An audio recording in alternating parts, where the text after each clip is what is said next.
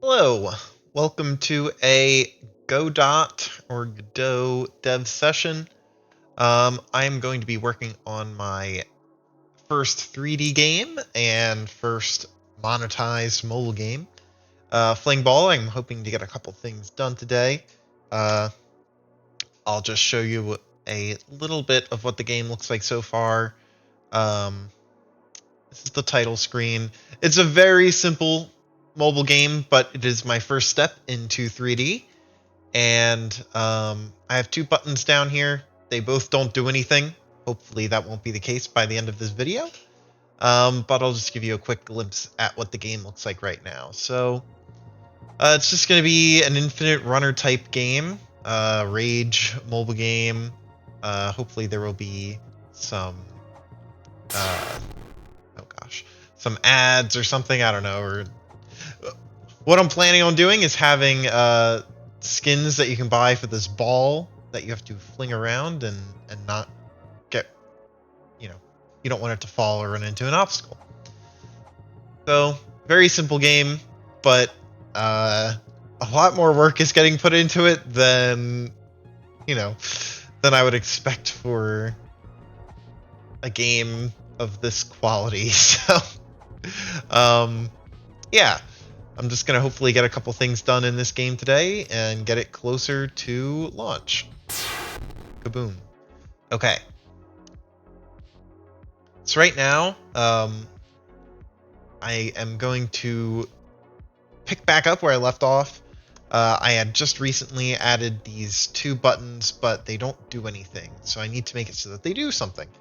And I am remembering that I started adding a shop. So this shop is going to have a list of different maps or different textures you can buy for the ball and different trails, because right now there's like an orange trail that follows behind the ball.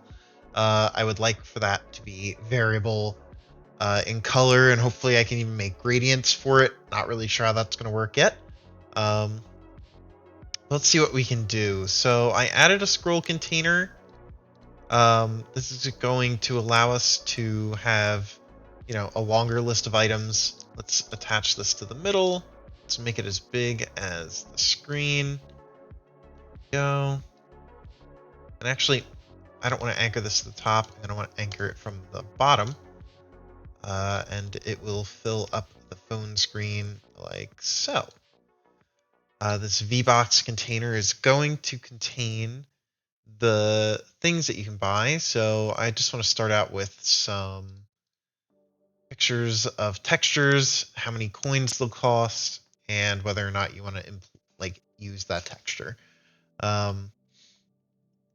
I'm going to do that is I'm going to actually create a new scene. I'm going to create a scene that that I will use to I'll use it to build all of the other menu items. So let's call this a texture. I don't know what to call it. Texture shop item. So you can buy a different texture or maybe material. I don't know. I'll just call it texture for now. I'll make it a control type. And it can go all the way across the screen. And maybe we want it to be a certain height. I'll just say 100 pixels. Layout, transform, size. Let's do 100 pixels. And we'll just attach it to the top there. Ooh. Had it in a good spot before. Undo. Not super familiar with how these work yet. There we go. Top wide. Add 100 pixels.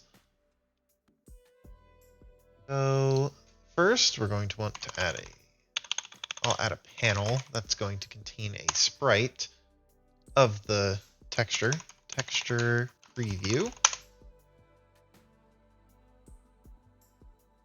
Make this center to the right or to the left here. And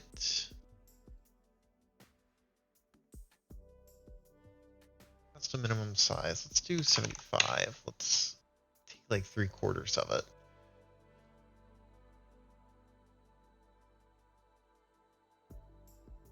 And that panel will eventually have a texture of a render of the item that we want.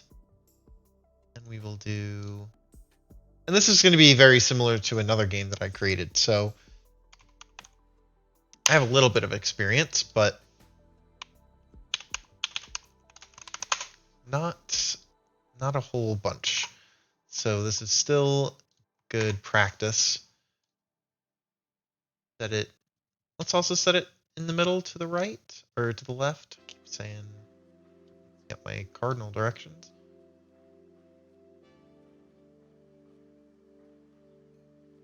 Maybe that's too big.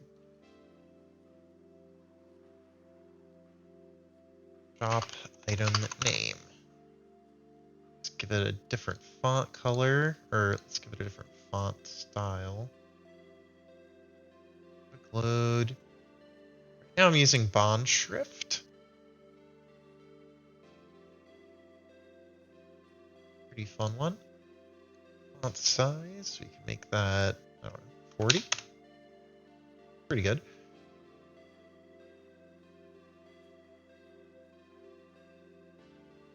Put everything center.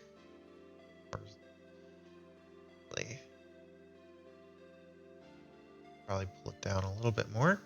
Okay, and now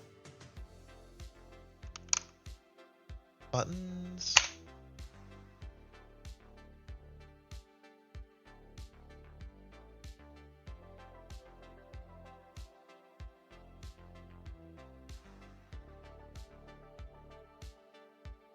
I may already have a theme. Let's see.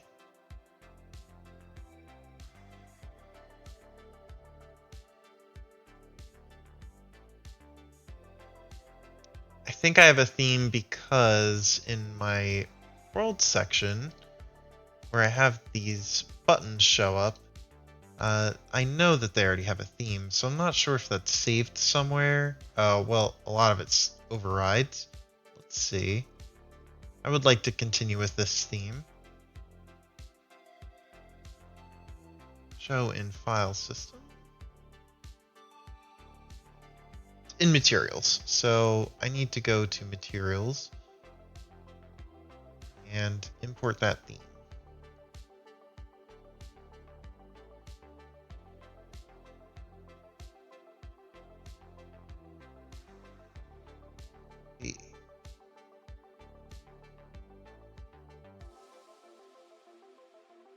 I'm not actually sure what that error was.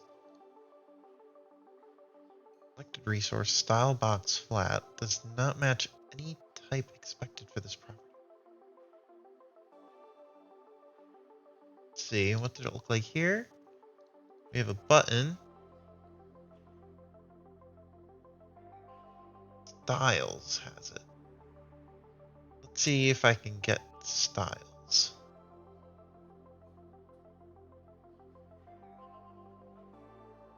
Okay, maybe this is it. Yep, there we go. And each one's going to need a buy and a sell button. We're going to be cutting it close on space, but let's just buy.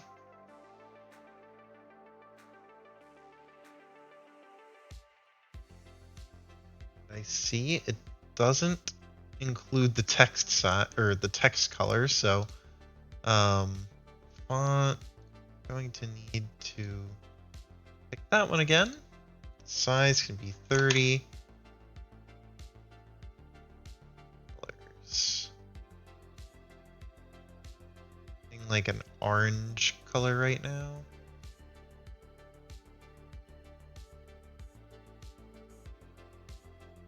Looks good.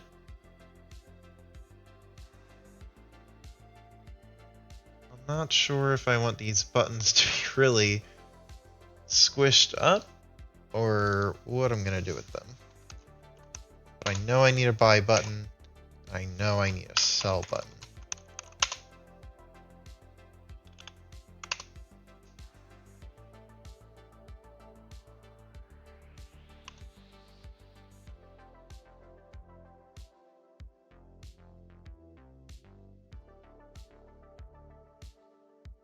Maybe maybe I clean it up a bit later. It'll definitely have to get polished. But for now, if it works, it works. I just need something to work with here. Neatly and lined up now. Let the layout.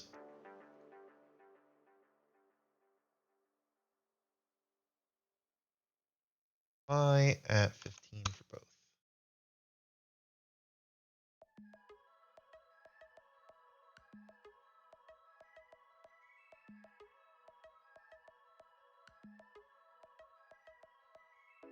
There we go.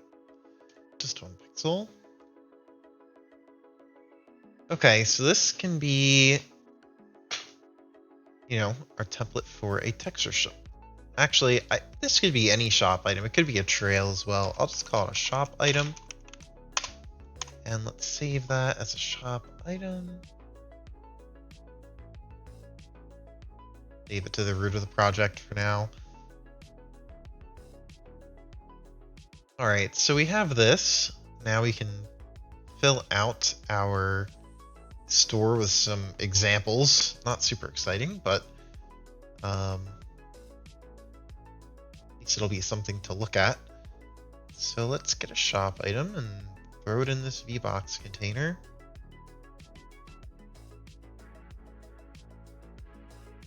And we can see that that's not really set up very well. Wrong.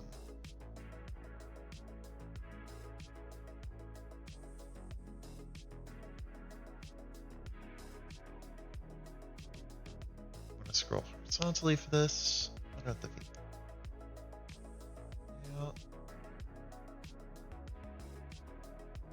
What's the minimum size? 100.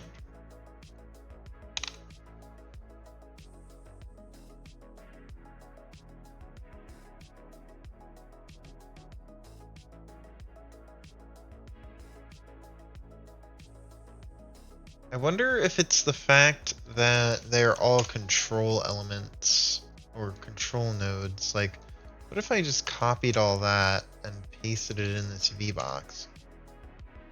Then it wouldn't really work. So, yeah, what's up with this?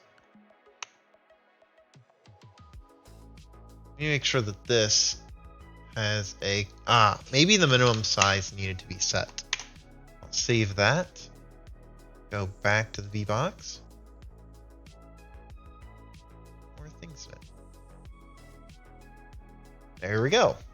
Okay. But it doesn't look like we have the buttons, which is strange. Let me just make one of these local and see what's going on. Where's the... the buttons there are not... okay. The minimum width of the... This minimum width is also not set, so what are we at? We're at 600 as our minimum width. So hopefully it's always.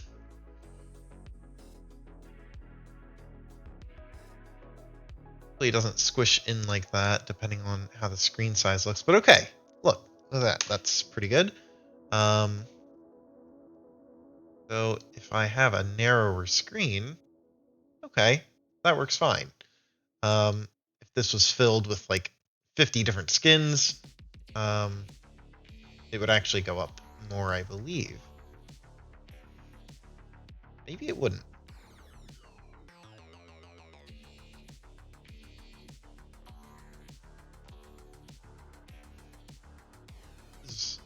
Set the bottom.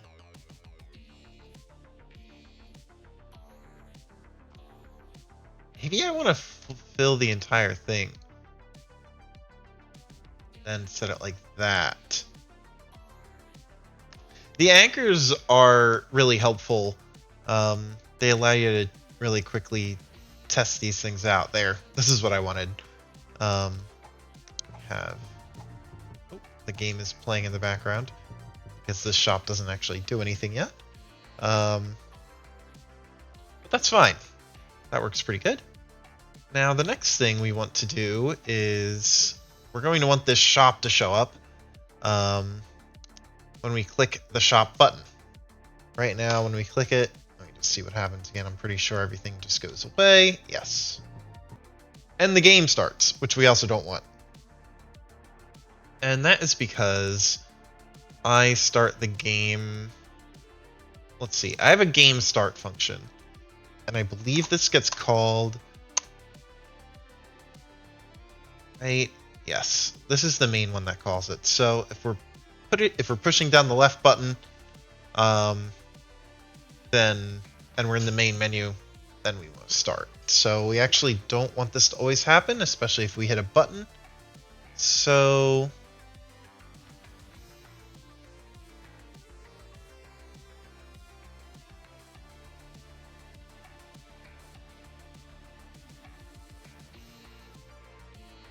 maybe it doesn't matter if the game starts.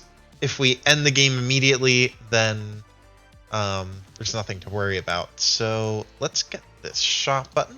Let's get a button down. We already have one. Okay, great. Let's end the game. Let's end the game immediately when we press the button. That way nothing happens.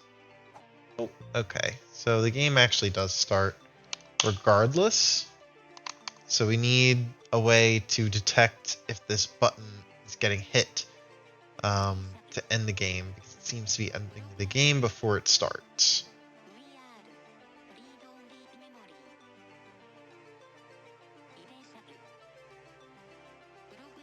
So it's interesting that game state's main menu. Maybe we change the game state. That's what it's there for. So let's change it to shop. Perfect. So the ball still gets flung when the game state is not playing, and that's because the first fling starts the game. That's the game loop.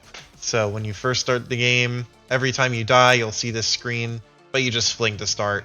It just jumps you right back in as soon as you die. I just need to make it so that you can't fling when you're in the shop. So let's see where we actually fling the ball. Fling audio play. Or, sorry, can fling.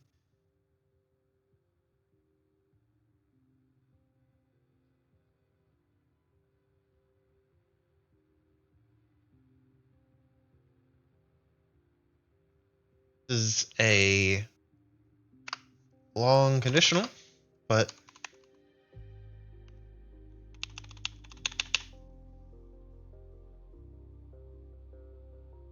yeah, if the game state is shop, we don't want to do this.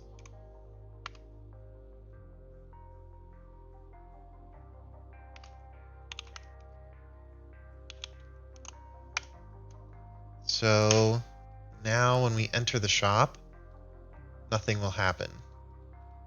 Though we still get these bubbles, which we won't want in the shop, so let's stop that from happening too.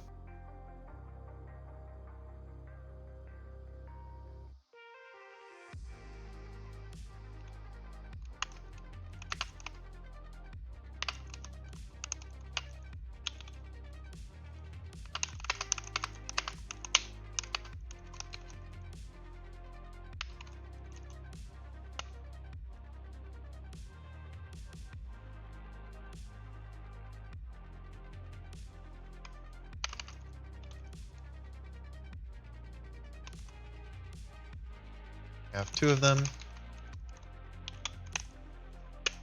So let's see if this works. All right, it does. We're officially in the shop. Else, we just want them to be normal. Or we want them back to true. We want to see them. if we're in the main menu. Let's see, does it look weird if I click the button? Nope. Those buttons don't even, or the little bubbles don't show up at all. Great. So now we need to make some sort of animation when you click the shop. Right now, we have these nice little animations when you first open the game and when you start it, everything like flies away, which is kind of fun. So I would like for everything to kind of fly away anyways, and then the shop maybe jumps in. So let's do that. So when we click that button, we're going to do title animation player. Oops, and I believe I already have it. Yep. Play, slide out. And we're going to need another animation player for the shop.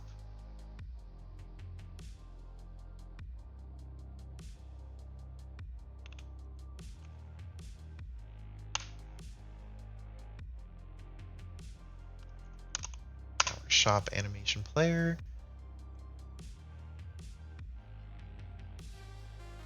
Now this one I have inside the control. I don't know if I actually need this in there, but I guess it doesn't hurt. I don't know. Just keep it consistent. It would be weird if I didn't.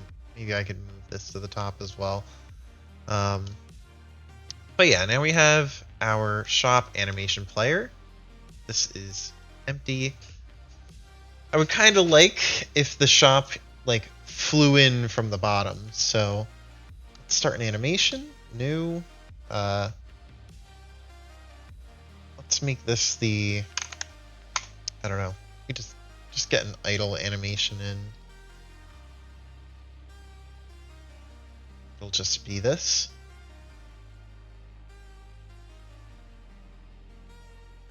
Can I move this control around? That would be nice if I can actually edit the position of it. I can. Okay, so I can edit the position of the whole thing, and can I key it to the animation? I can. Create reset track. Perfect. So this is the reset track. I don't need this idle animation anymore. Can I edit it?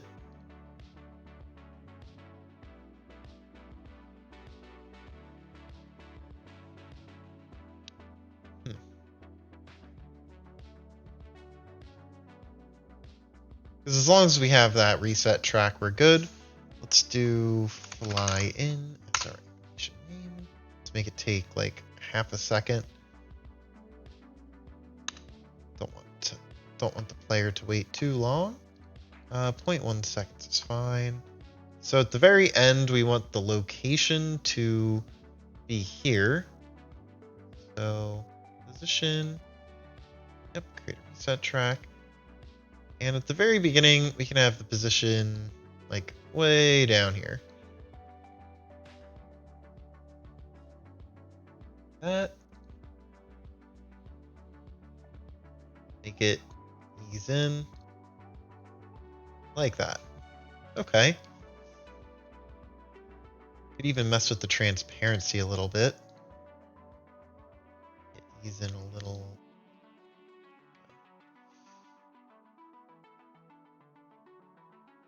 We have visibility. Oh, okay. We do have a modulate. This, so set track there. Then modulate. Make that transparent. So not only will it be flying in, but it will also be fading in. And maybe the fade in happens a little faster as well. You can barely see it, but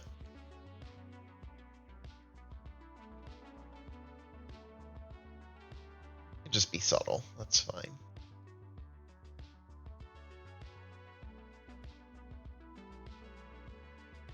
I like it. Now the back will fly away and this will fly in, replacing your screen.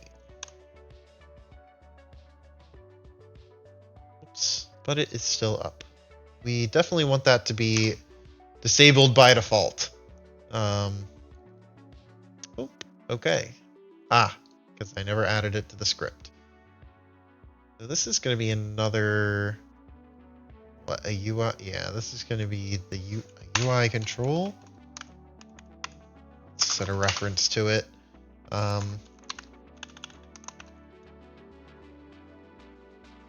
In Godot, I've seen people do this. I don't know if it's the best thing, but I don't rely on these node paths, as convenient as they would be to use, only because if I wind up changing the node name or something, I have to fish through the code and find all the references. I'd rather just find it up here and change it. Fly it. I should also make it so that the shop just in general does not show up when you start the game.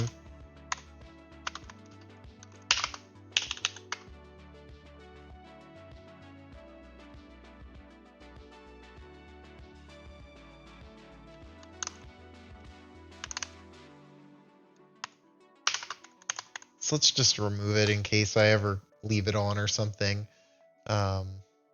especially while I'm working on it. And we'll definitely want to set the shop visible here. Ooh, and we don't have a back button either, so let's add that as well. Ooh, I like that a lot. Where does the back button go? This title screen kind of takes up a lot. Obviously, it should be like up here somewhere, but how do I want to make that look? Back to the shop, I suppose.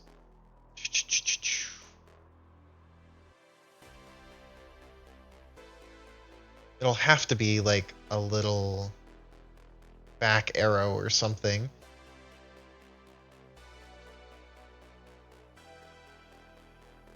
Won't be the prettiest. But again, we can change all of these at any time.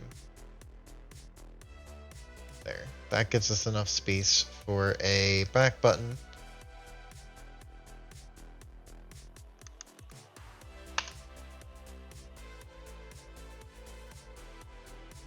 Anchor it to the top right. Move it out a little bit. And let's make it a little bit bigger.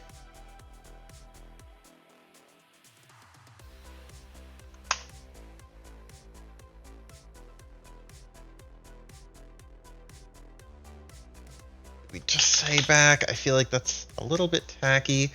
I have a nifty little arrow. Maybe I could use that arrow. My assets, images, an arrow. Just add that as a texture.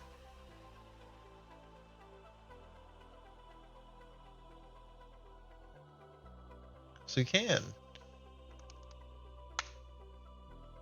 Nice. Can we flip the texture? Actually, I can rotate the button. Doesn't matter. Layout, transform, rotation, -90. Size, let's do 100, 100. Oops. I thought the minimum size.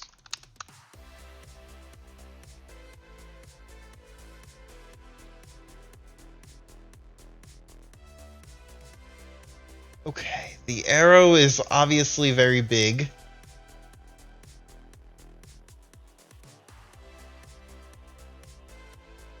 Icon behavior. Expand icon on.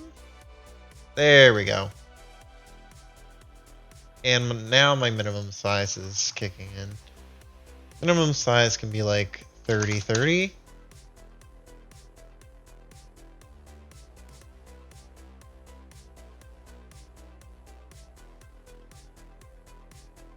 Still a very ugly button. I will likely just do the same thing with the theme. Well, goes into the style. Quick load.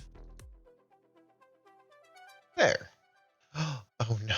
But the shadow is rotated now, so that's not good. There's gotta be a different way to it's easier to change the icon. Just yeah, maybe changing the icon because I don't feel like really editing the textures or the theme. So up in Inkscape, we can rotate it ourselves and preserve the theming. Let's see. Not super well versed in Inkscape, but I know there's a way to just rotate.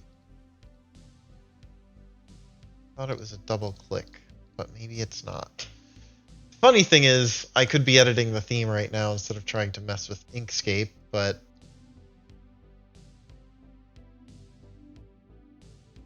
instead, this is what I'm trying first. Range. Alignment. I need to flip it. I need to turn it. Document.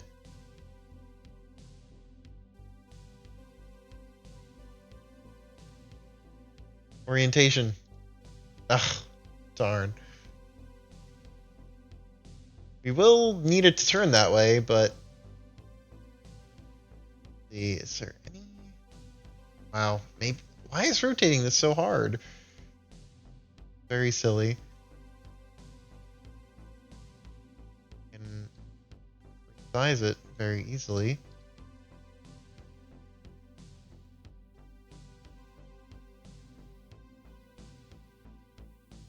Just tried hitting R. That did not do what I wanted.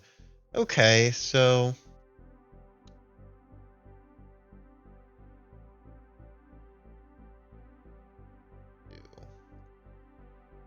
just want to rotate the image.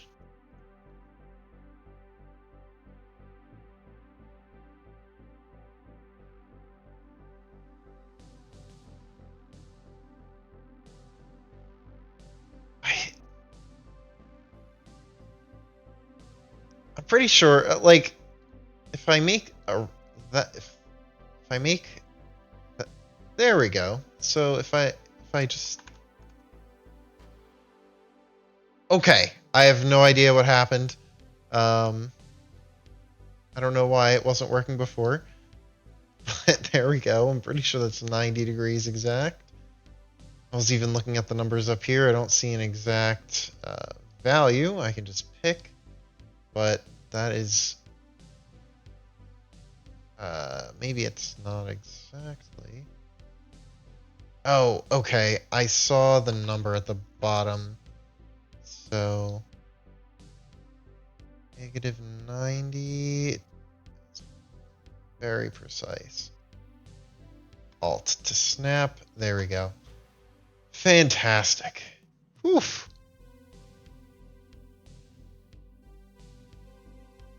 Now we can just move it in the middle there.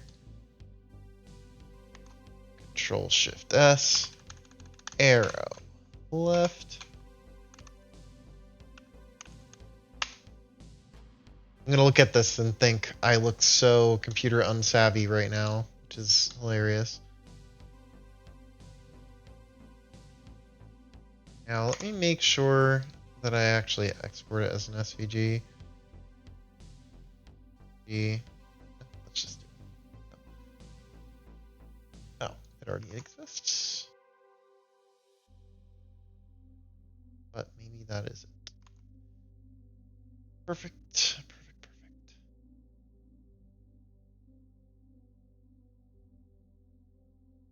Load another arrow. Arrow left. Sideways, which is fine. Because what we're gonna do is unrotate and get our shadow back. Yay. Nice. Make this button a little taller. A lot of padding. Bigger.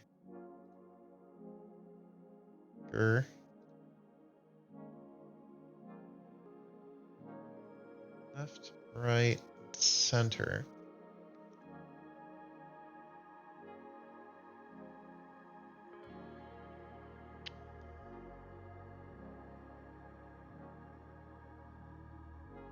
Image texture is going to drive me crazy. But I'm just going to leave it like this for now. Put the back button in. And I will deal with this later. I'm just trying to get some functionality in and get this game actually working before I can make it look super nice. So where's our back button? Here it is. We need to set a signal for that. And we need an animation for when we leave. And when we leave, we can actually set the animation player for the title back to fading, or yeah, we can fade back in. And shop animation player. Okay. Something that's interesting is that the shop I can't set to invisible until after the animation is done. So this isn't going to be as straightforward, but that's fine. Let's just go back to the shop animation player and get our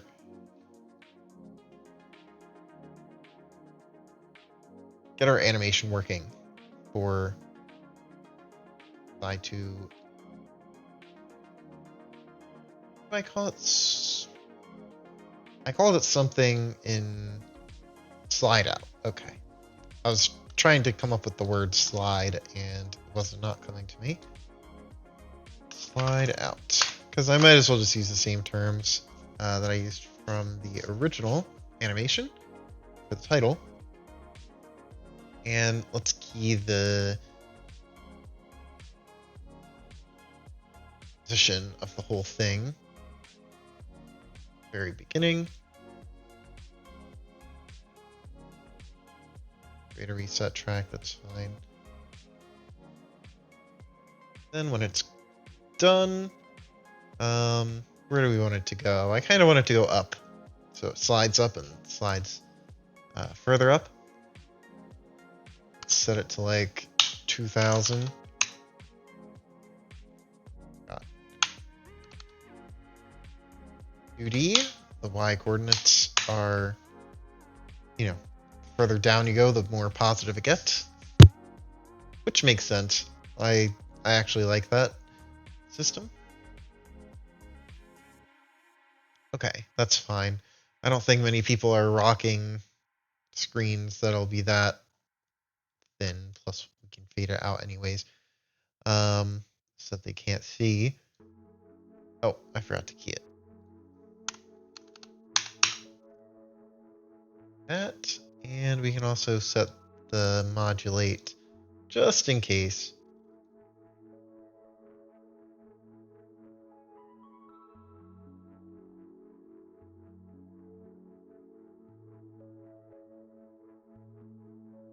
How's this look? Okay. Needs to.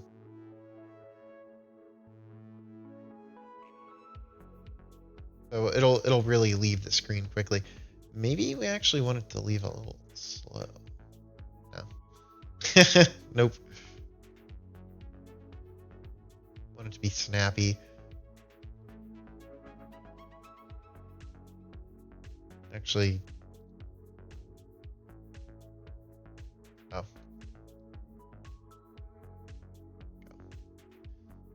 You don't need to watch it fade out. Just let it leave screen. Let's set the game state back to main menu.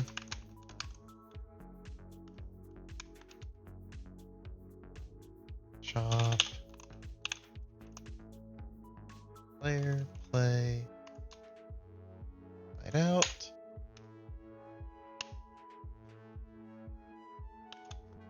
I'm not actually going to set the shop to invisible at this point. It should be all good, especially with it getting faded out. Let's see if that worked. Open up the shop. Whoa, okay.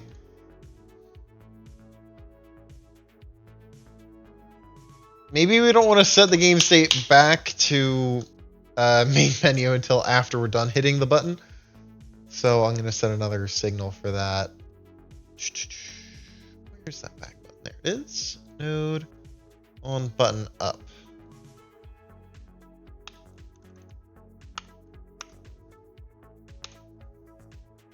This is why testing is good. Shop. I like that. I want to look at it again. I didn't mean to start the game. So we open up the shop. That looks good. We go back. This button is wonky as heck right now, and I guess so are all of these. And it flies out really fast too. I kind of don't like that.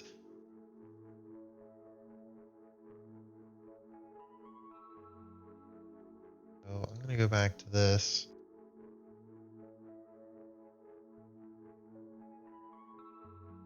Shop animation player, inspector. Because, yeah, really, it's going to be going from there. So maybe we actually do want it to ease out, but we want the animation to be a lot shorter. So let's make it like 2.2. It's moved all the way there. Happens quickly. In fact, I don't see. Oh, the modulate is no longer set. Air control. Okay. I wrote that.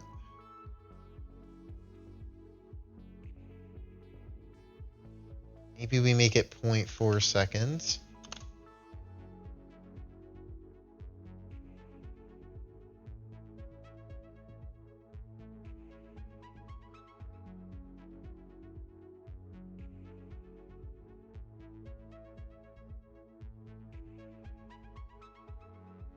I think that'll look better up close. I like that. That's good. Snappy. So now we need to fix these buttons though. And honestly, this it still is bothering me. There's just so much space. That's something that I'll have to edit in Inkscape, most likely. But let's change those. Let's get these themes correct. I think my hover. Yeah, let's go back to the world. This shop button had what I wanted the most. So pressed, not pressed. Just do that. Quick load, pressed.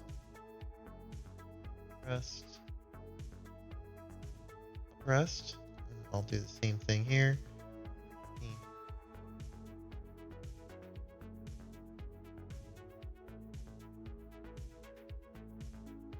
Click that one.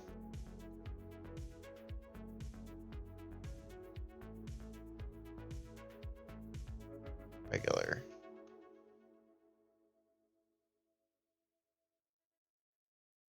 I don't know if that's going to be. Some of them worked on. Not all. And it sets the... Oh, I don't like that. That's the text to look really weird. That is because this is not local.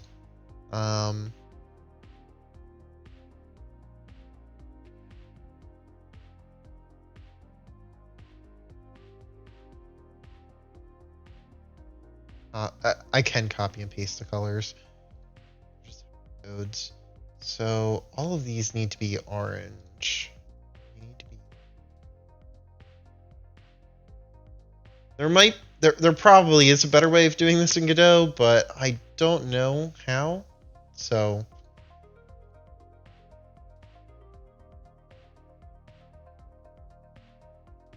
I'm going to set all of these. So that is not the color I wanted. Drag and drop.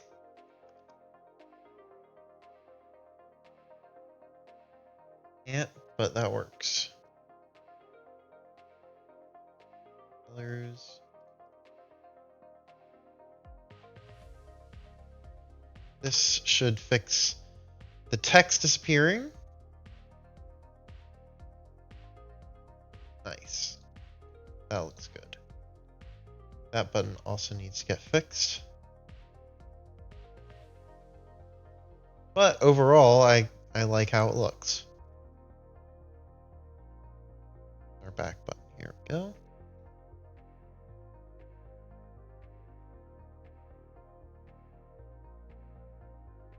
That's what I want to do with the colors, but it turns out you can do it with that. So great. So I don't know why I'm doing this. I can kind of assume that it'll look fine, but yes.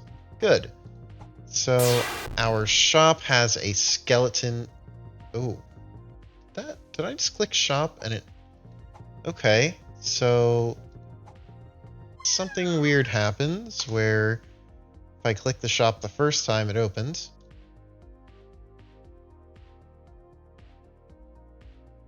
Now the title is gone. I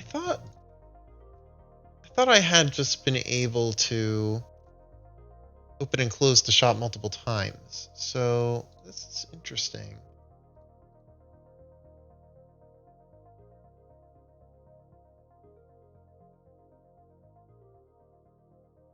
Very interesting. Oh, what? I don't know how this happened. I don't remember changing this. Do I need to just set it? Wow.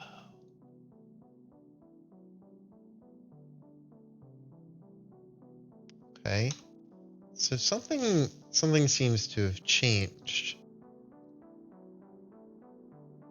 Ah, that's very odd. Seems that changing the size of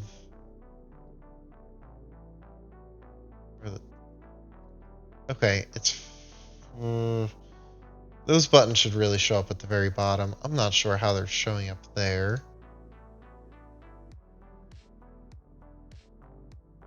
Are anchored to the bottom.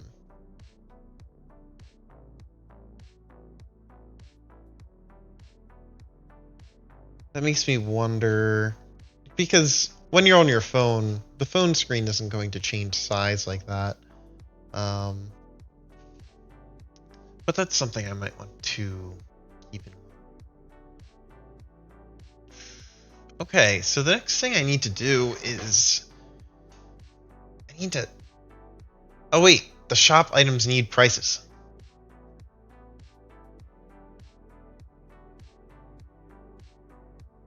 This up here, and let's add a price. I'll do another panel, which can be right here. And it will be a texture panel. And it's going to have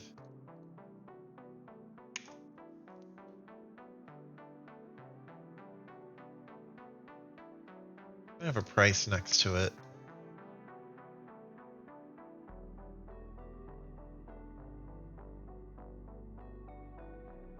Font size should be smaller. Let's just put 100 there as a placeholder value.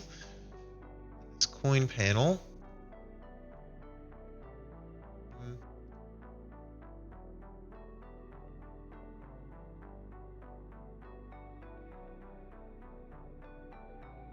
Texture.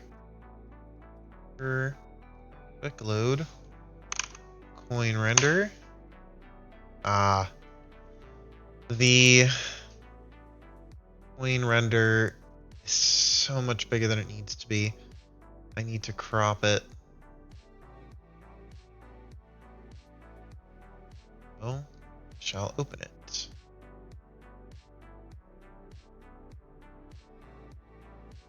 Okay, it's not the right file path.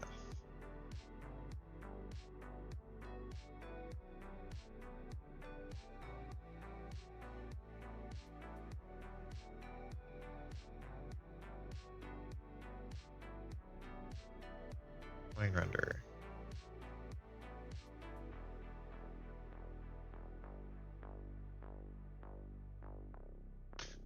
Yeah, so there's a lot of white space. This needs to not happen. Let's just. I want to actually resize the image. I just want to resize the document.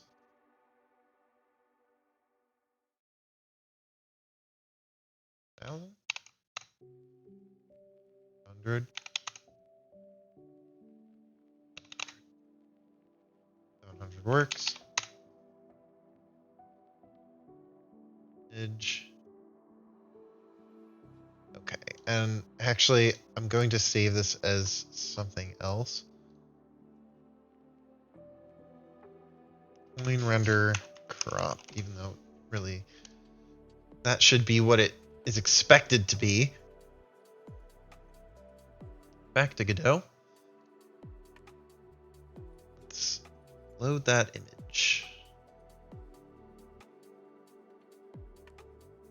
Much better. Actually, decrease the size of it a little bit. Sure that. Looking for the layout. Form size should be the same. 32 by 32. Yeah, it can be indented a little bit like that. That's fine. Hopefully that never gets out there.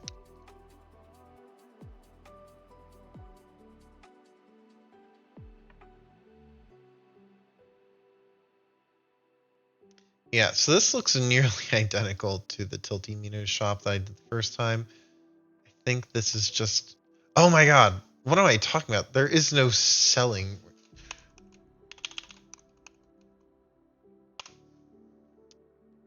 I'm thinking trading on the stock market or something. Should be buy and use, because you want to use the skin that... you want to use the skin that you buy.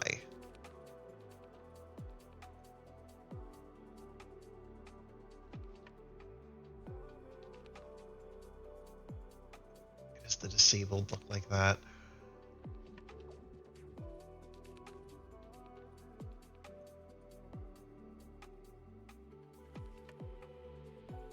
Not disabled color.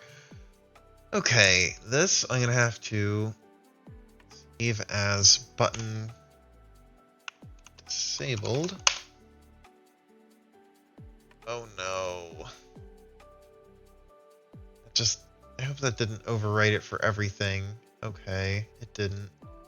But I see that it changed all of these from regular button to button disabled, so I need to make sure that that gets fixed.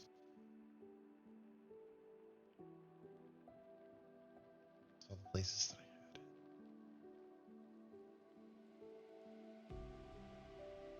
I had. So button disabled. Let's change the color of this to like more gray. Oh, why is that changing for everything? Oh no. What? It's button disabled. Changing everything to button disabled. I hope that's not the case for the world.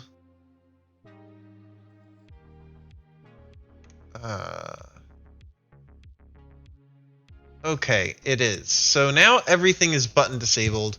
I have no idea why that happened. I really just wanted to change that one Let's undo that. Oh no. We're just all the way there. Okay. Let's just save that. So I guess button. Yeah, override it. Now everything's back to Starbucks flat. Oh no.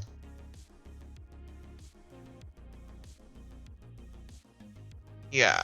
That wasn't good. So I think everything's fixed. Okay. It is. This is still disabled, but I want it to look different. That's fine. Maybe I need to make this unique and then save it as button disabled. Hoping for. Okay. So this is still button. Interesting thing about the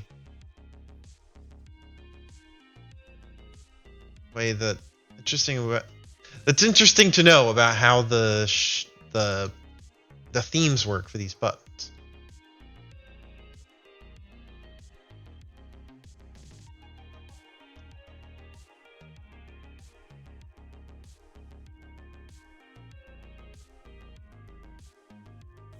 Trying to figure out why this border was not changing when I was changing the color of the border in here.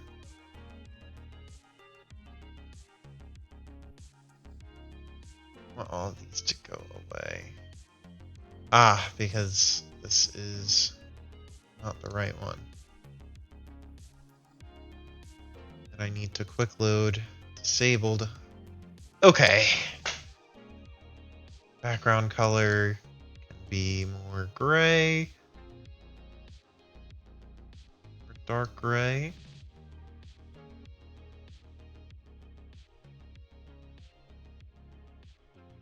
And finally, we will have a font disabled color of gray with a light orange tinge. Not too much.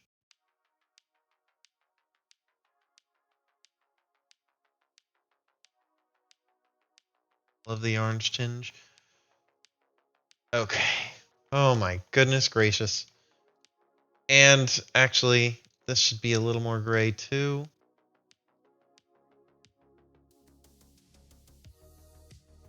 Now that looks like a button that you should not press. Oops, I missed the button. Crash into the spikes. Shop?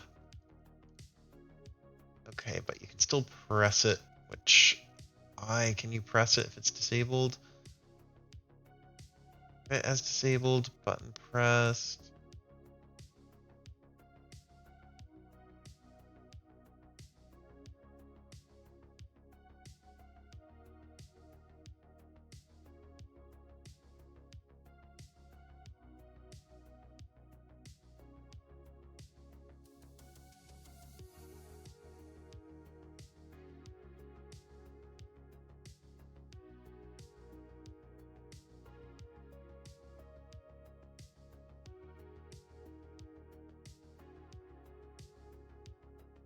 This might be our first ask the, oh gosh. What? How did that happen? Oh no. I don't even remember going back and changing anything. Whoa, okay. Let's set this control area to just that. A custom minimum size? 100. Is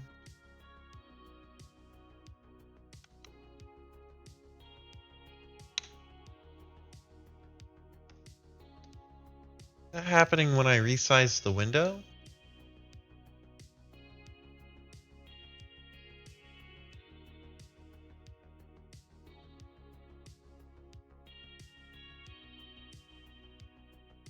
I'm not sure what's causing the shop control to expand like that. But yes, this might be our first Ask the Audience, aka the internet. Godot button disabled pressed. Godot stop pressed disabled button. Let's Google. Events.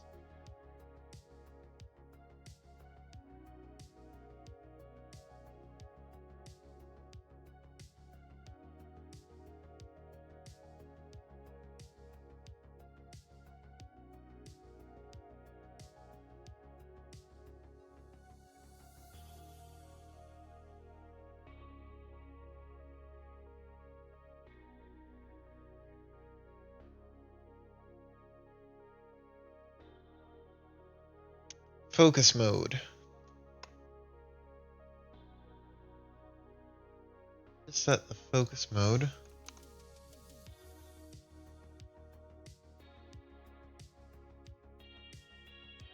to none.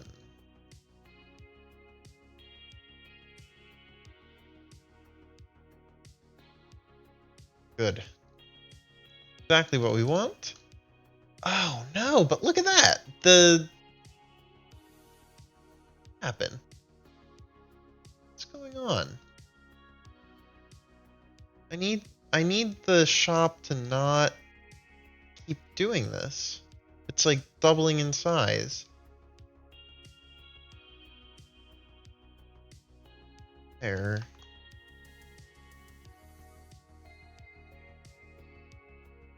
The control changes offsets.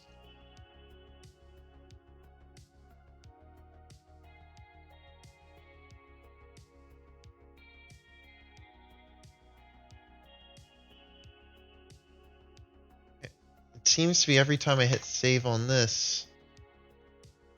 No? Okay.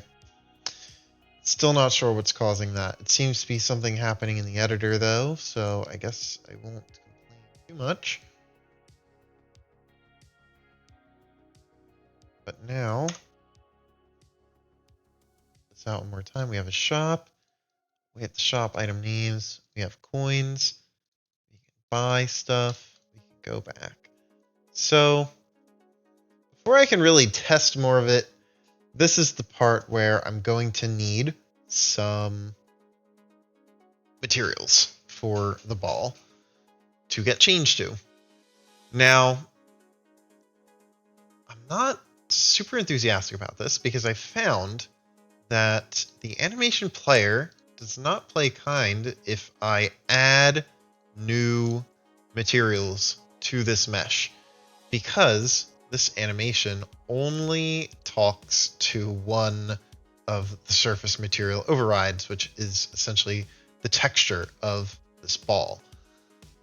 So when you die, we have this nice little explosion animation. But if I edit the mesh of the ball, it doesn't carry over. And I had originally wanted to edit the mesh of the ball because I would like the ball to be able to have, you know, some different, I don't know, maybe it could have a bomb, like maybe it's a bomb and it has like a little thing on top of it, or like maybe it's a neon ball with like glowing inside. That'll be a different, that'll end up being a different, requiring a new material. So let's figure out how we want to go about setting the materials on this mesh so that the animation player always does what we want it to. Idle is just nothing, but it's just this one death animation that we need to preserve when we make a new mesh instance for the ball. And I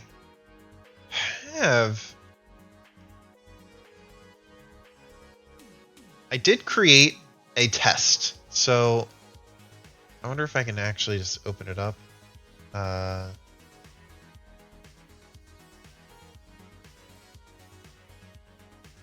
Called it ball meshes. blend file. So I have this neat little neon ball that kind of matches the theming of some other elements in the game. I don't actually think that it's a good... I don't think it's good to look like all of the elements you're trying to avoid. So maybe I actually change this metal to be orange tinted, because everything seems to be kind of orange in this game. Give it a little bit of a metallic tint to it too. Specular. I don't know how rough it would be. Very shiny. But yeah, shiny metal ball.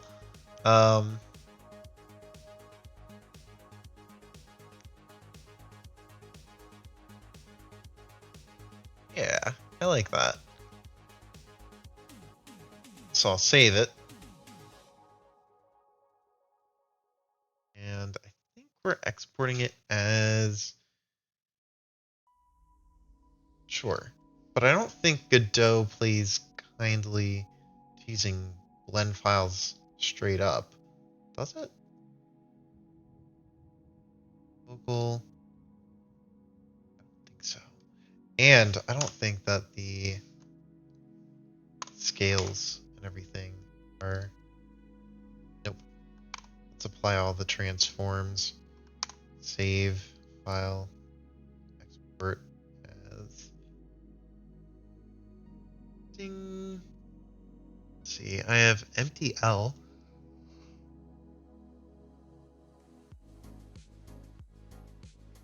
I don't know what an MTL file is, but I think I will use obj.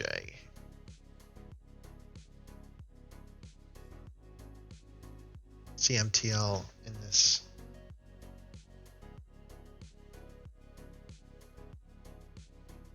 No.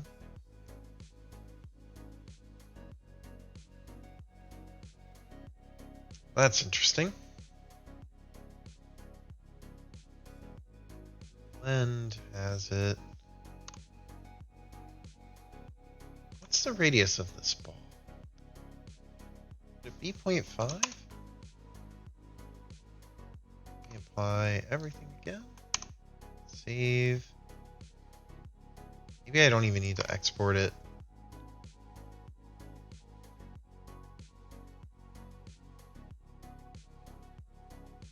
In fact, what if I just edit the mesh here?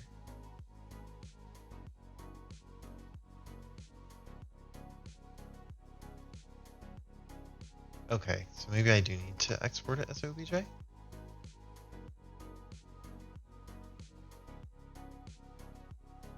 Not actually sure if it's really exporting it though. It is, okay. Usually it has, I don't know, I was maybe expecting a prompt of overwrite it. But maybe I just depend on the blend, because the blend file seems to get what I want. Getting this. Sure. If I take that out, sphere actually get affected by this. See.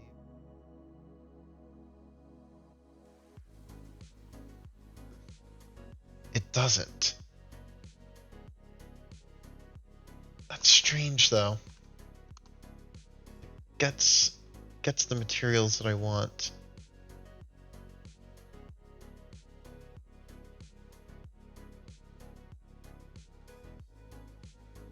Unfortunately, I don't think I can save a material like this.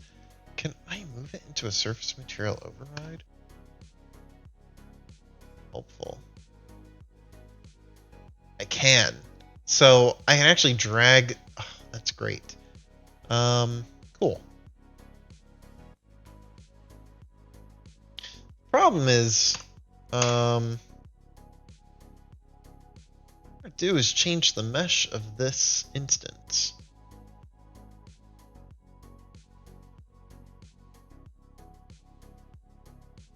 For some reason,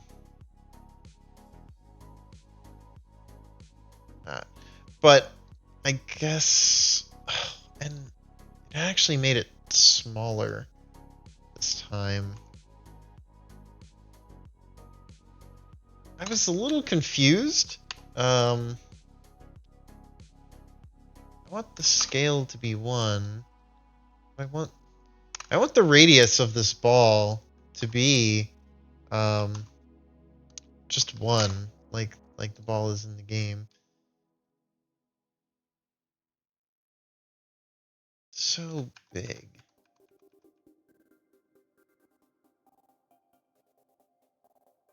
This is so small. Well, yeah. And look, so not only is the ball too small now, but the animation doesn't extend to all surface material overrides. And I don't know how to make it so that an animation will just, I don't know. I don't know how to make the animation variable based on how many materials are on the ball. So I gotta fix this.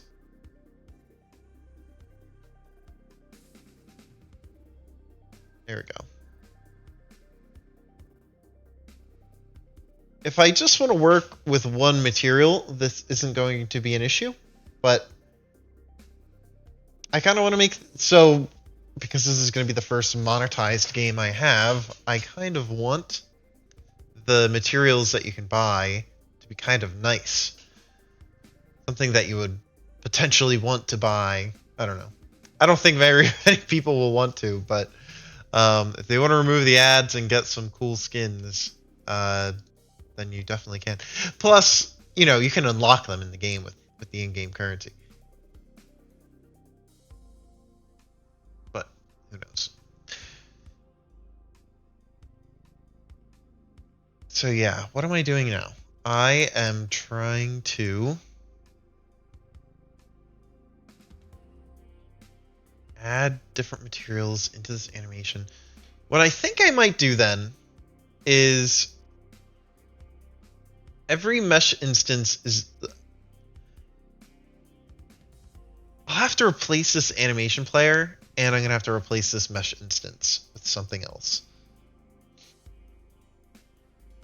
Like when you decide to use another... I don't know.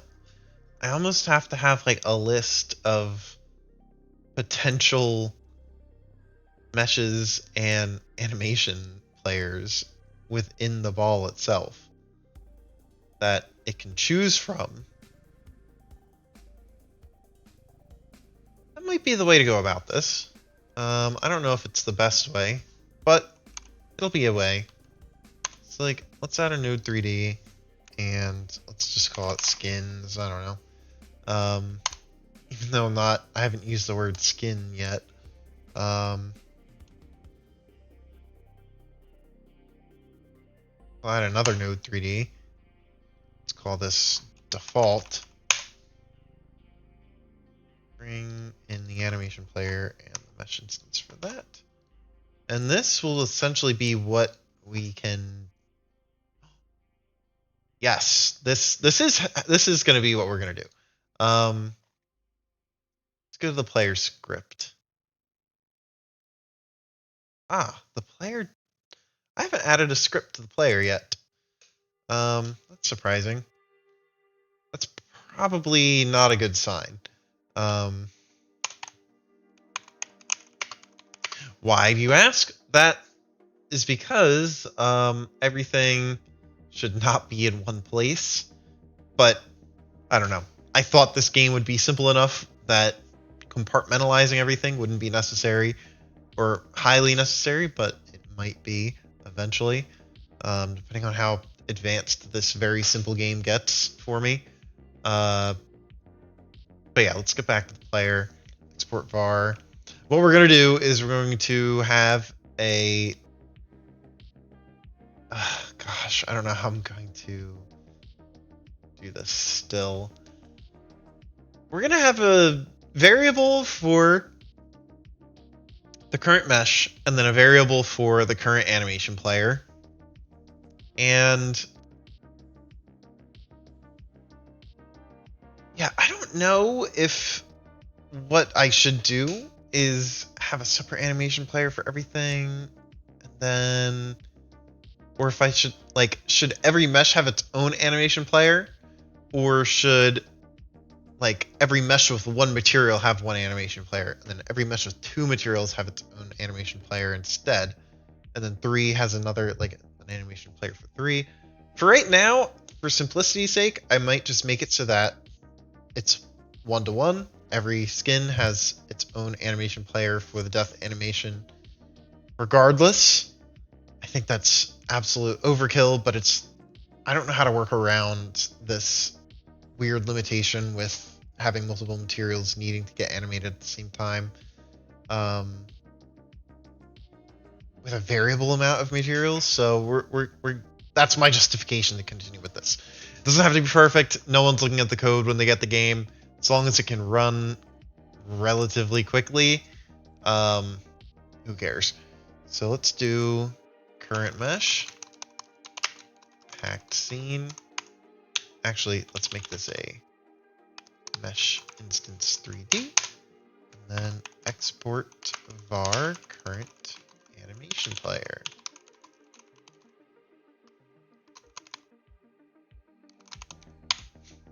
That's so yeah. This is the cool thing about Godot. Like now I can just pick this in the editor. Not only that, but I can set these as well. And yeah, so what do I want to do? I want to make it so that the player has a function that sets its collision shape and mesh. Its current collision, or sorry, not collision shape. It's mesh instance 3D and animation player with whatever is inside of these skins. Um,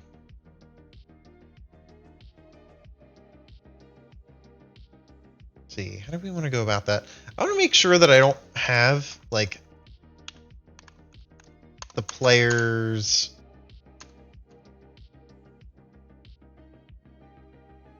I want to make sure that if I edit the names of these nodes, that it doesn't break anything in the world script. But I think I'm good. That's one bad thing about Godot. Renaming nodes can mess things up, which doesn't really ever happen in Unity, as far as I've seen. So on ready, let's set. And for this, I mean, I don't have a ton of nodes like I do in the world, so I am actually just going to set this to equal current mesh, whatever current mesh is, and then animation player. Okay. Identifier.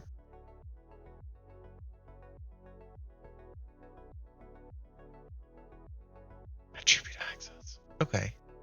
So something, it doesn't like something.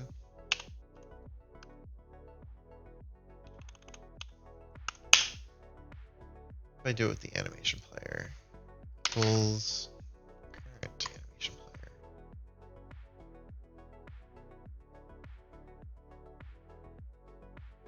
Attribute access. Target. Okay. Not sure what this means, so actually I am going to make variables for them.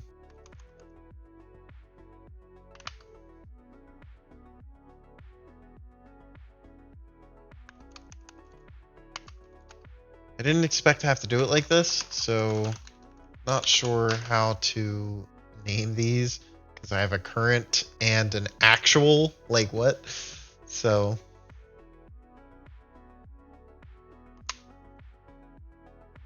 oops, no. So animation player is going to, I don't know if that's going to actually change the animation player.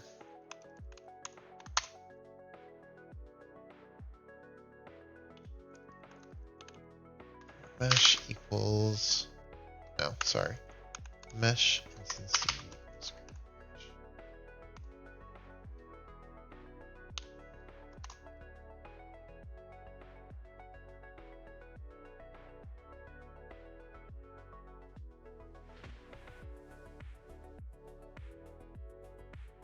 going to just test it with this not accurately named Mesh Instance 3D. So current mesh is going to be that. The animation player is the same in both spots, but yeah, let's see if it actually overwrites this regular ball with the 3D mesh. It doesn't. Okay. So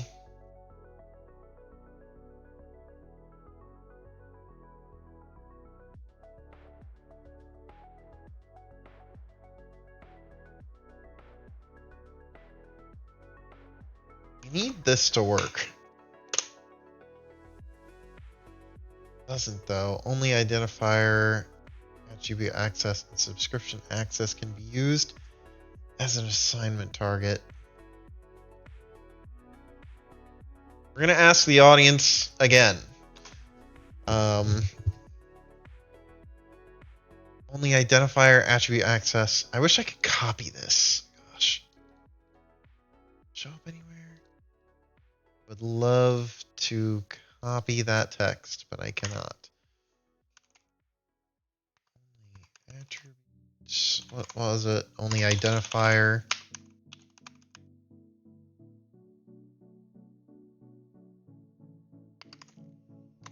And subscription. Let's see if people have seen this. Get variables as string.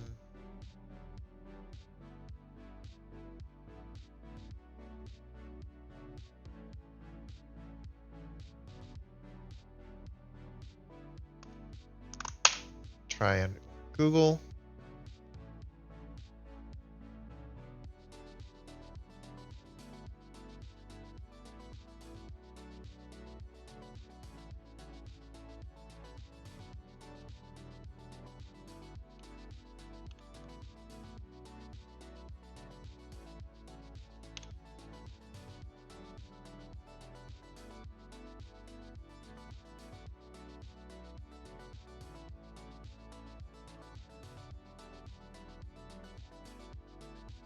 I have to figure out how to change the mesh on the Mesh Instance 3D with something else. Go to the node. Mesh. It's just, let's see, dot mesh. The thing that threw me off was that there is no dot mesh on this, but maybe it works.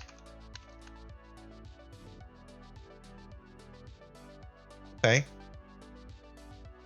Now, the next thing that's going to be a problem is that the animation player has a lot of, has tracks and stuff, so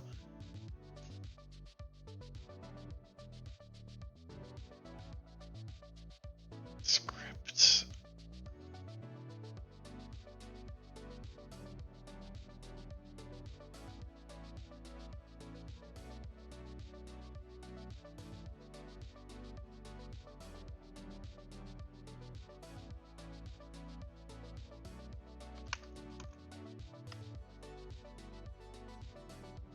That does not work, so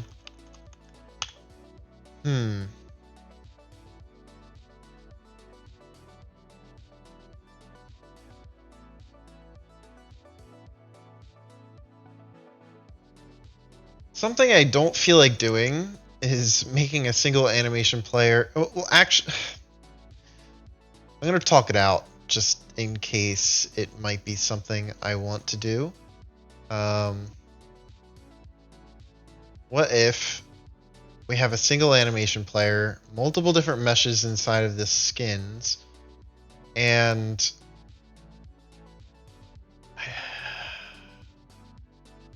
I somehow have different tracks. So right now I just have one die, but maybe I have a die with one material, die with two materials, die with three materials. Problem is the way that I call the animations currently is just default, but maybe I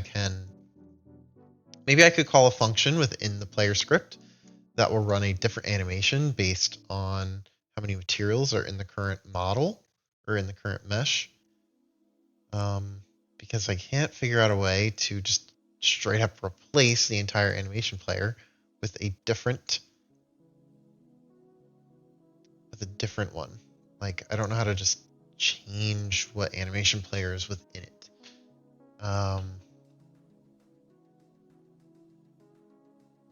What I could do is delete the default animation player and then add a child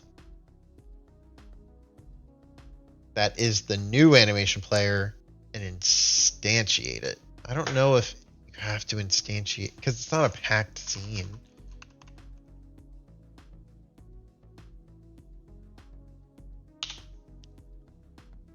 So maybe I do that.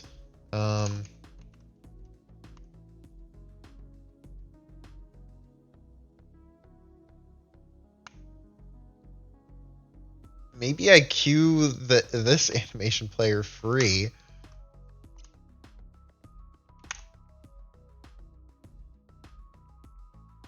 And then replace it with this animation player. That would be quite the solution here. And actually what we need to do is create new tracks. Or we need to create another.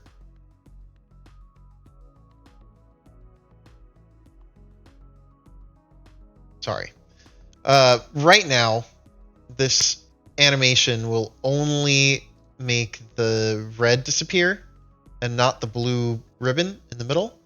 That is because the surface material override, there are two of them. There's 0 and 1. I need to add it 0. I need to do that on idle. Or no, I need to do it on die. So let's do that. Let's open this up. And it's albedo color and transparency.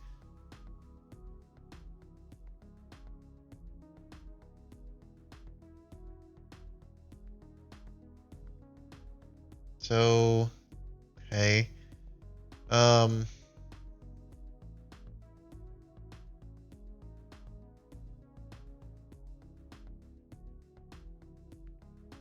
Going to copy these materials from the mesh into these surface material overrides.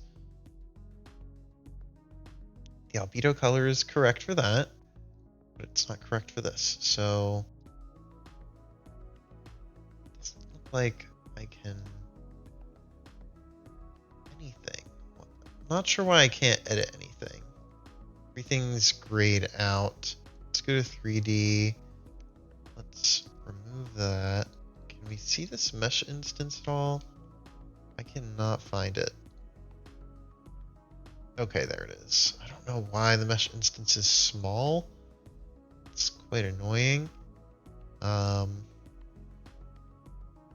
I guess it doesn't matter yet. We just want to see that the mesh instance is used and that we just want to see that this mesh instance is used and that this animation player is used.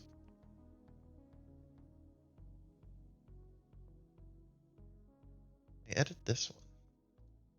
Oh. Maybe I have to make it unique. Okay. That's it. Just got to make it unique. Can't come from. So I guess the material that I couldn't edit is like stored outside of Godot. So that makes sense. Let's change this albedo color to. Well, actually, the albedo is fine like that because that's what it is originally. But at the end, the albedo color will be transparent. that. And then at the beginning, the transparency needs to get set to alpha. And we'll create a reset track for that as well.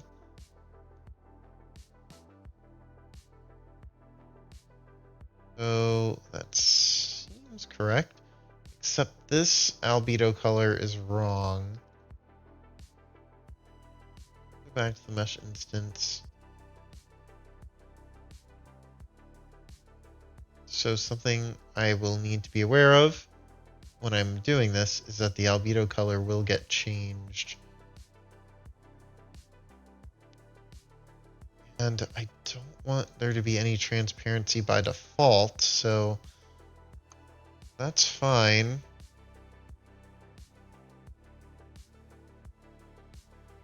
Huh. That is weird. Try saving again. Right.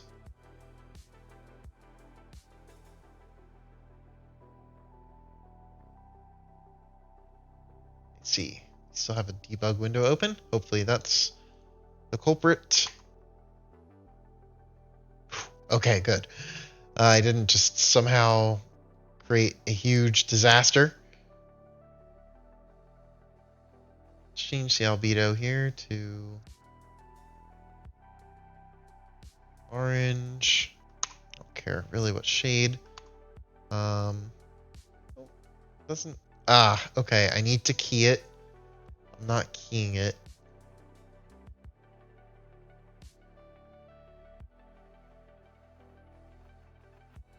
So many things to remember. There is no key. I guess I have to go to animation player and then. Okay. The joys of very complicated software, I suppose. There we go. Orange. Yay, this is exactly what we want. So now, let's see if that happens in the code.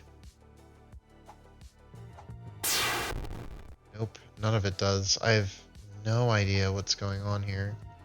I knew the ball would be too small, but the right animation player is not getting used, and I don't know why it's white by default. I guess the reset animation shows that. Which isn't good. Albedo. Fatal. Fact.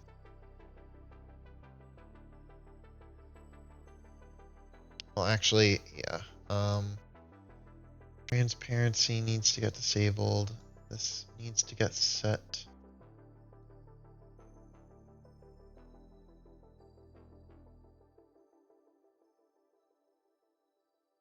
Value.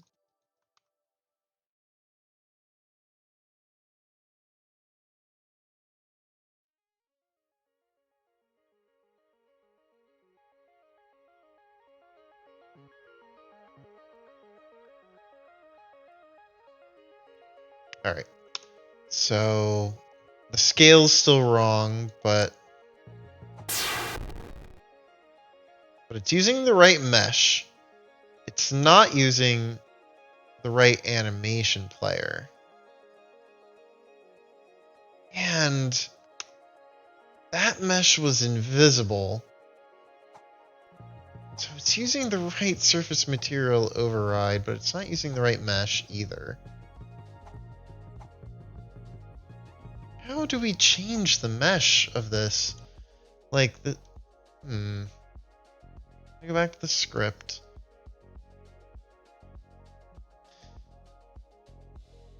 Let's queue both things free.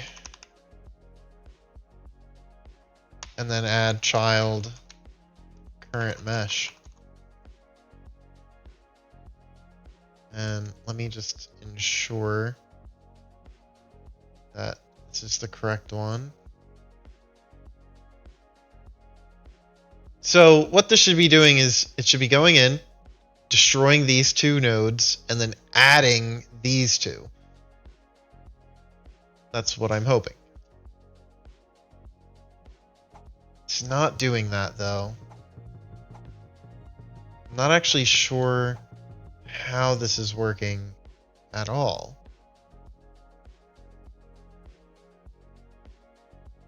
Player has a mesh instance. Animation player. That's the mesh of it?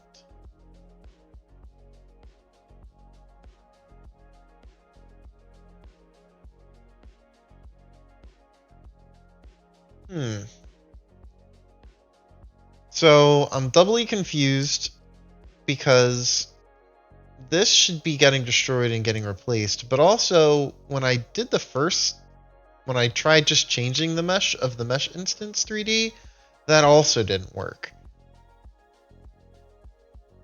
So what's going on?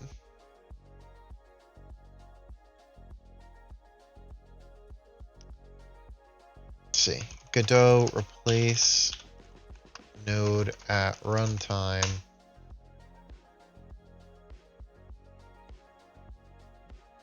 Proper way.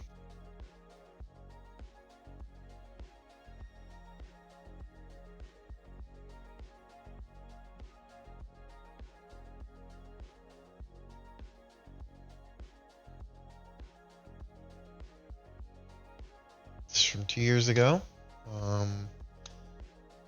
So the annoying thing about Godot is that if you look for anything, you can't look for it over a year ago because it got a huge update.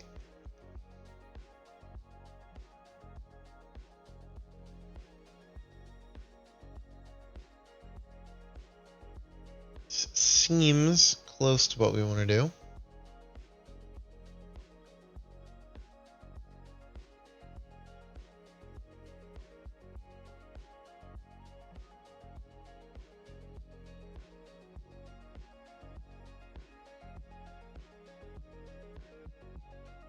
I don't know. This is very odd.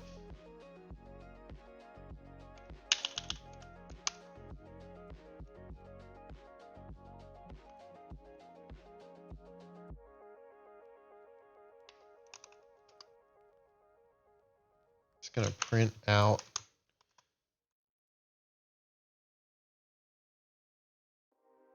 mesh place.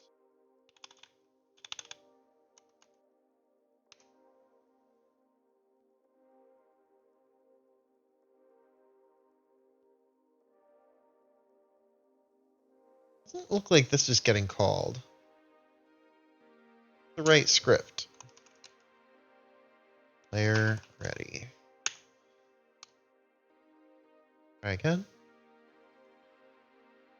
Main start. But no player ready. Let's ensure this is the correct script.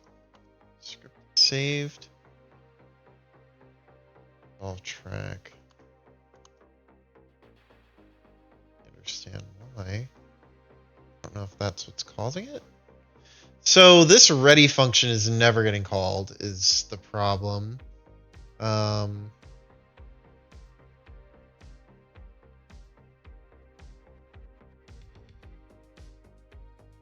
player process. This should spam the log.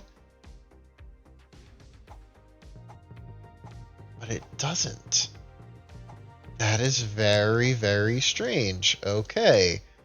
Let's see. Maybe our player is local or something.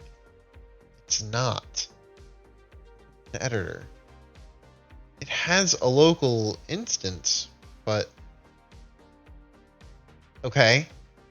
That could do it. The wrong script was applied. Let's go to our scripts.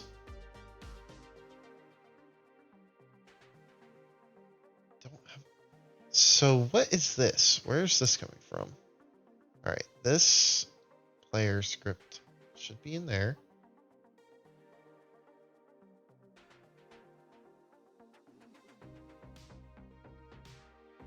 Close that. All right, I think that should do it.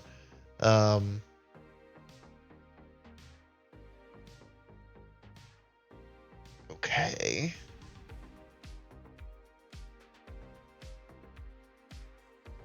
I don't know if I ever used player state. Maybe I do. State. I do. Okay. So player state needs to be, I don't know, maybe there was a, I'm not sure if I had a variable on there from before. All right. Oops. Okay. At least it's doing something. It actually loaded the different mesh.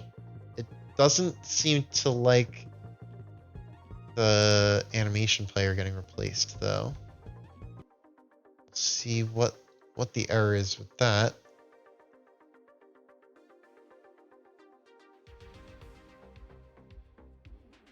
Player already has a default parent. Is that what's breaking? Let's see. In the output, we already had... I gotta get rid of this player process. I just put that there because I was confused as to why the script wasn't running. So, shop... Nope. What? Dang it, and the shop is broken again. Ugh. What is going on?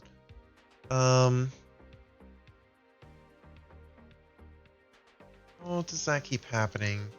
I don't know. I'm gonna save this and I don't know. I'm just gonna open up Godot again because that I don't know what could possibly change it within the editor. I understand if something's like, I don't know, changing in the game or something, but not in the editor. Not just from playing the game. The game shouldn't affect the editor like that. What are we doing? We are testing the mesh and the animation. All right. Ball is still too small, but the collision shape is correct. I need to figure out why when I import Blender models now, they seem to just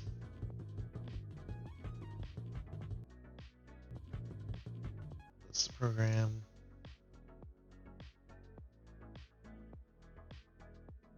It's still the same, so interesting. Okay. Node not found. Can't add child mesh instance to player already has a default.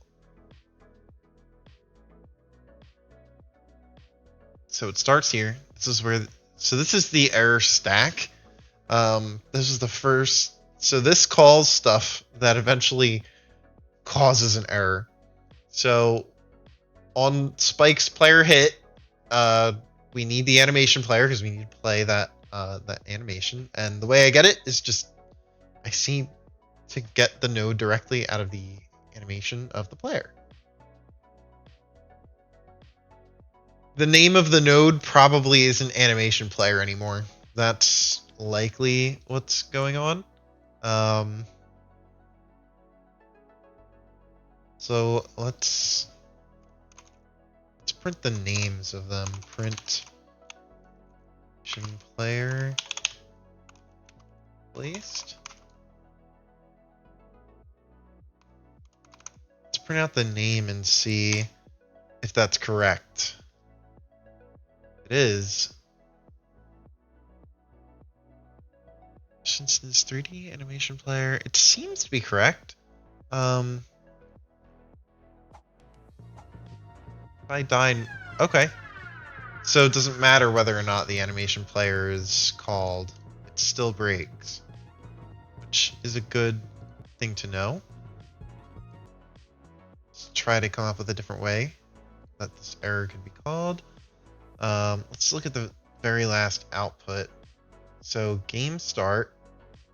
So we replaced it once. Yeah, so that's never going to get called again, actually. Because the ready function only gets called once. the player isn't actually getting destroyed and recreated. So something else is going on. Can't add child mesh instance 3D to player. Is it getting how could it be? How could that be causing an issue? Because the ready function already got called at the very beginning. Already has a parent default.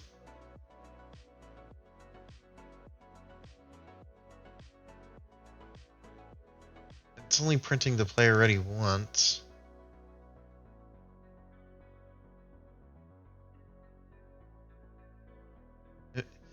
Node not found.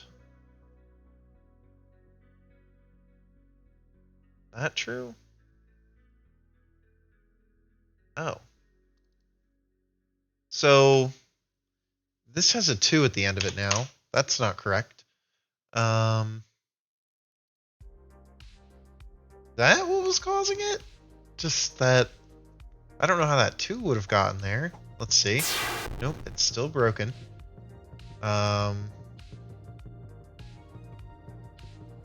Not found animation player.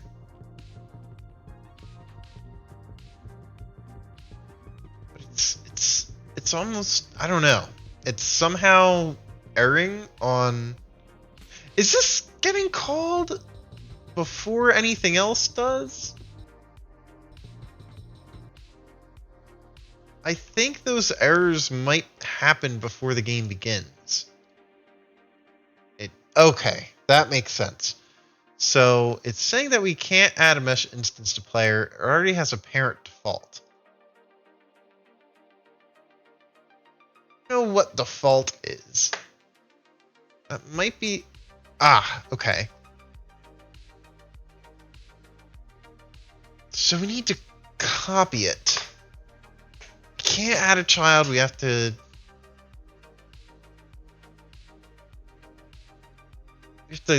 copy the node and then add it to.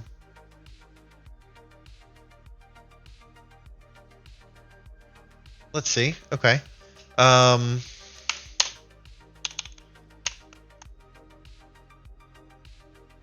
Var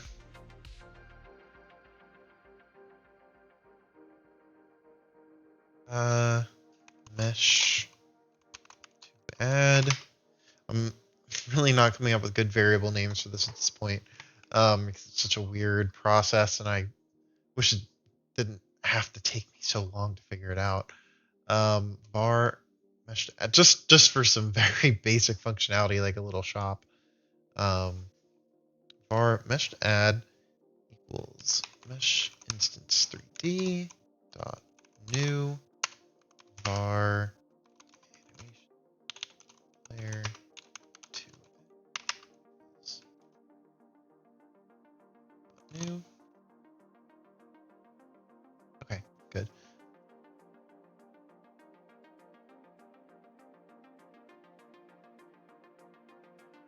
Now,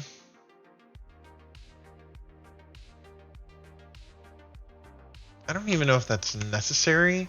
What if I just do current mesh, current animation player, instead of adding those, I add these.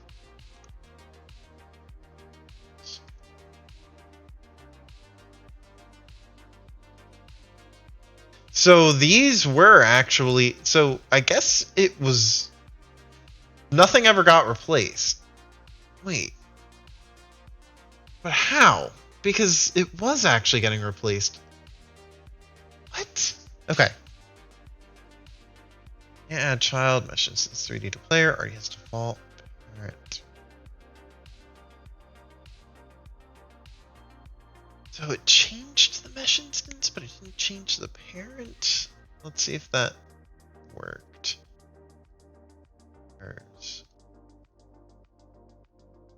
Still breaking. Already has default. I just want to add the node then.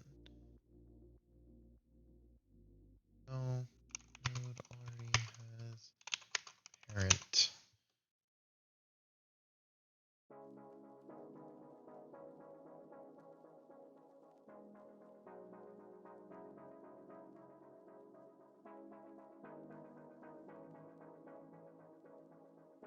dot instance. Is that what I need to do?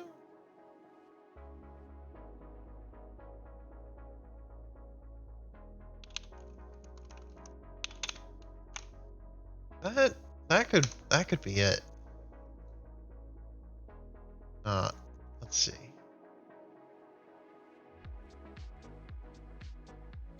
That doesn't actually exist.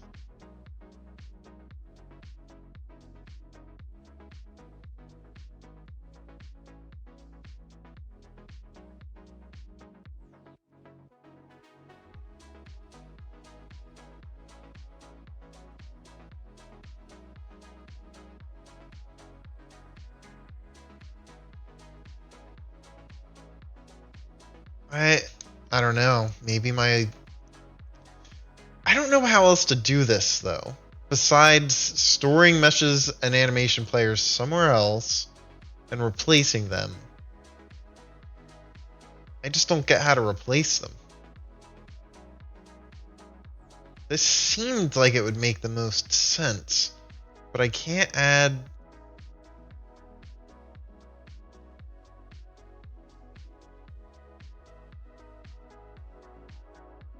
Godot, make a new instance of node.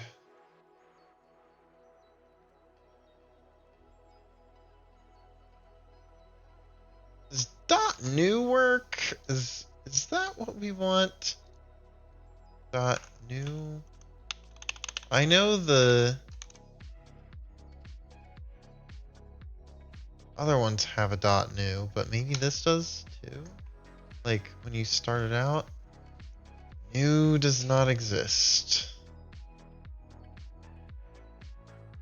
Wow. Okay. So Godot copy instance of node.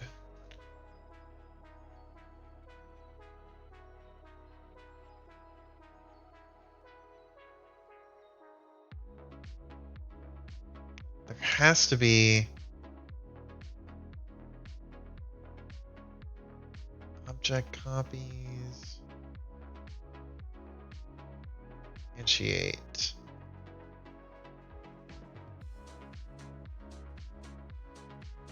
I think I tried instantiate and it didn't work. Maybe I didn't. Maybe it was a different word.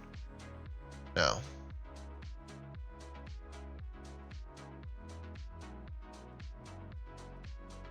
So it's truly setting that, but I need a copy of it. I need to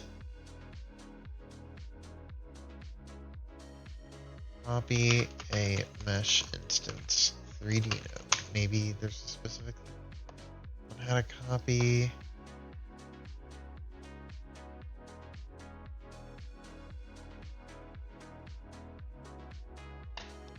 Copy node.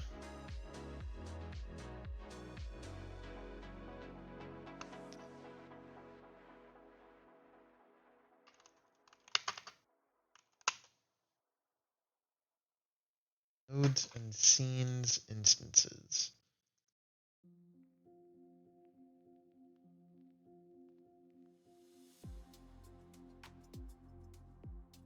Creating node.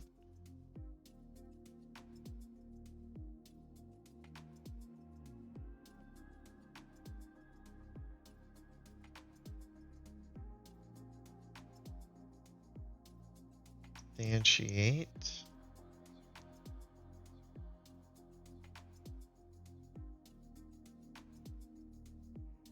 So I do need to create nodes. So maybe what I was thinking of earlier was the way to go about it, where I need to create these new nodes.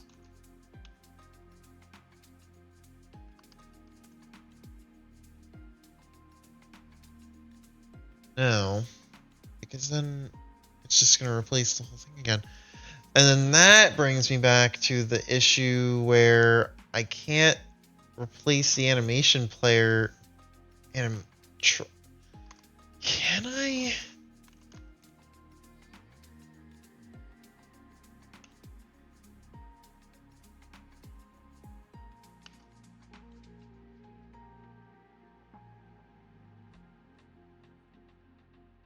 It's attributes.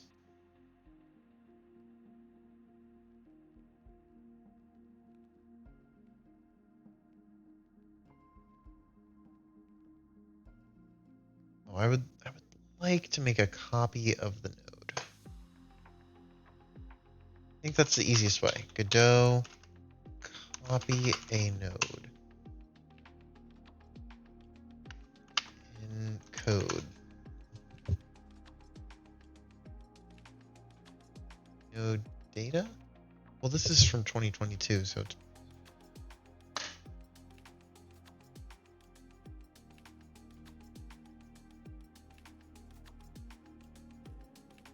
There must...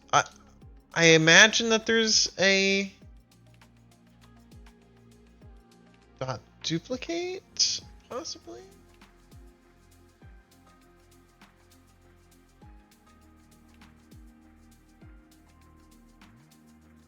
Oh. Okay. Let's see if dot duplicate... Okay, there is a dot duplicate. No duplicate function. That might be what we're looking for, but I just want to see it being used.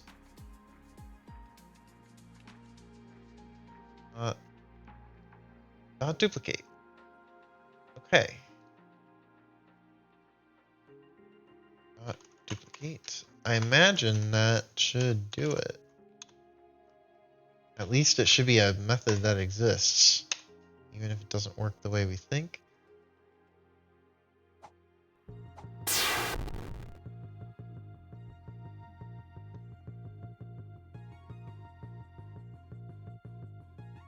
Animation player doesn't exist. Let's see the output.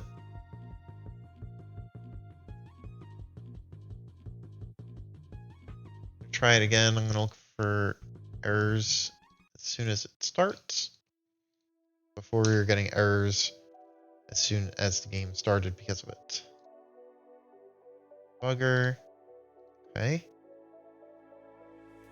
The remote player. Action player at 3. I guess it's not finding that name of the node. This is at animation player at 3.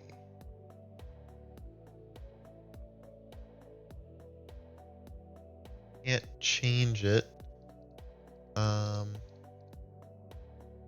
Yeah, that's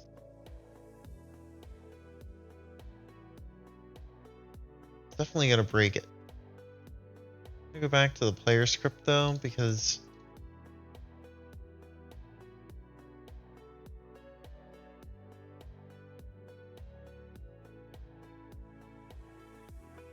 I guess even though it's queued free, I'm gonna just create variables and print out the names. Again, this is what I have meant to be doing the whole time, but could not find the right word for the function.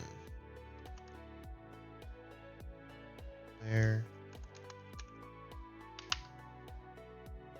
This isn't really necessary. I'm trying to figure out what the name of these things are. So certainly doesn't need to be done this way. I'll try to make it better.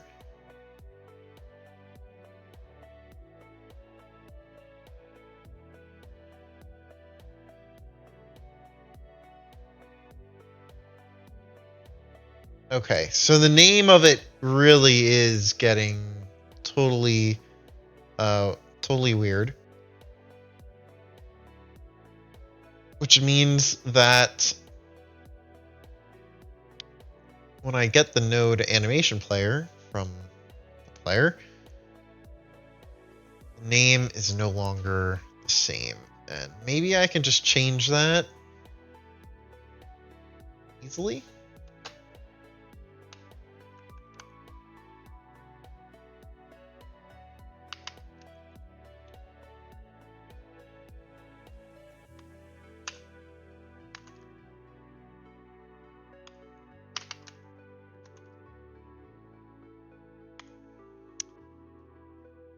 think, I mean, this is, okay, so it doesn't like something. What? Let me just play that again and see what broke. Breaking, invalid get index name. Ah, forgot to say dot name. That's fine. Let's see if the animation on this dumb tiny mesh works. It doesn't. Okay. What is the issue? Play in the base null instance. On null instance. Node not found. Animation player. Did I misspell animation player? That's what I'm inclined to believe. No.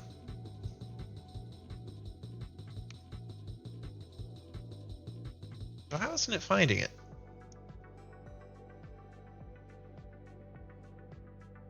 I get a remote. It's animation player 2. So that's not correct. We're good.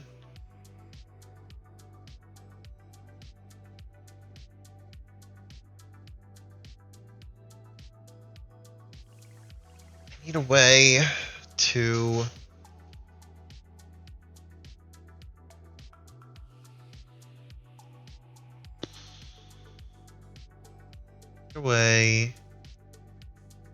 get that animation player from, let's see, where, now if I fall off this, does it still happen? It does.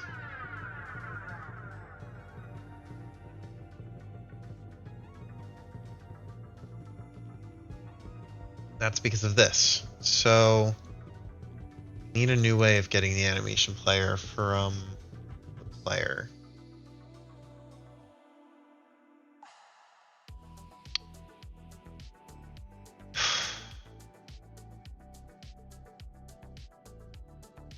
Now,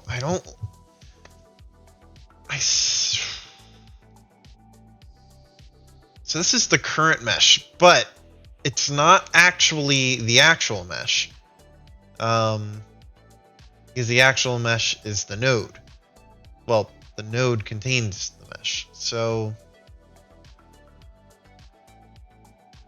I don't think I use this at all. So maybe what I do is set this to be, no, because it's already added. So maybe, I don't know. I'm just gonna see where are all the places where I get the animation player. I get it in 3 places. So if I, instead of getting it like that, I just do animation player, that could fix it.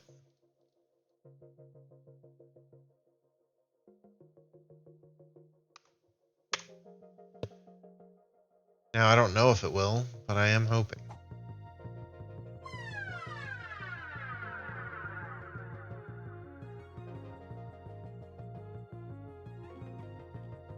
Attempt to call function play in base previously freed on a null instance.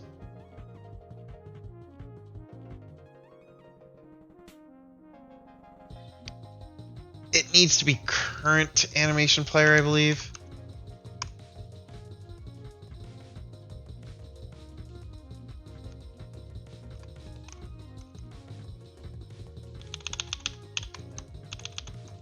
I think animation player is the one that gets removed immediately. One more time. Let's see what happens. Okay. Oh. Okay, the reset animation for the animation player did not bring the blue back, but it's further than we were before. So these can get removed. These current ones are what we want, and we can change change them, I imagine. I am not really sure how to yet.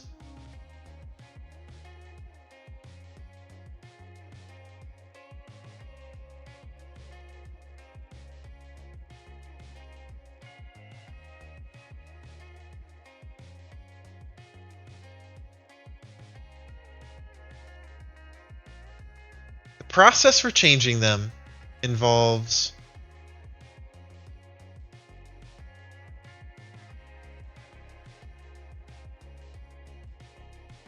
removing what is currently there. Then, like, okay, so we figured out how to get past that. Obviously, there are issues with the mesh and the animation player, but I'm thinking, like, if I had, I don't know, just gonna duplicate this and do default green. Maybe the mesh instance is green instead of. And actually, this is going to be really annoying because every time I change, and I'm going to have to make it unique as well.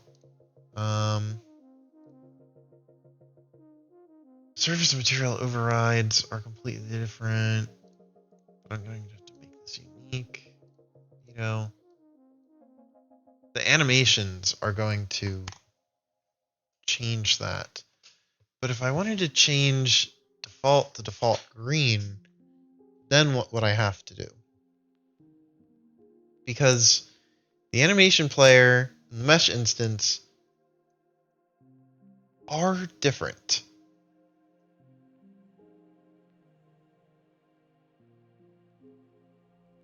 I would have to delete the current mesh and the current animation player.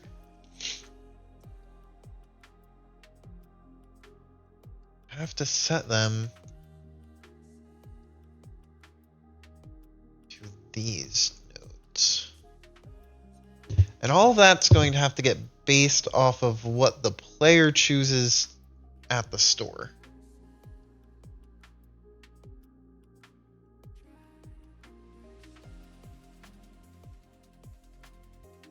Well,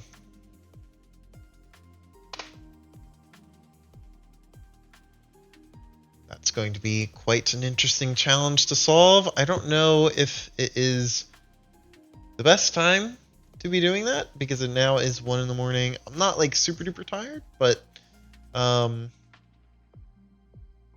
don't know.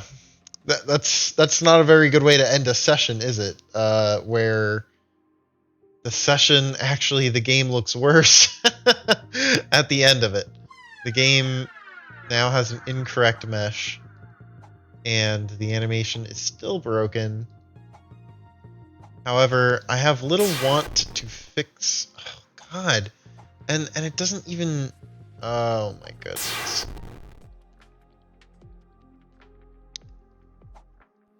Yeah. The problem is I don't actually want to fix that yet, because of all the other things that I mentioned.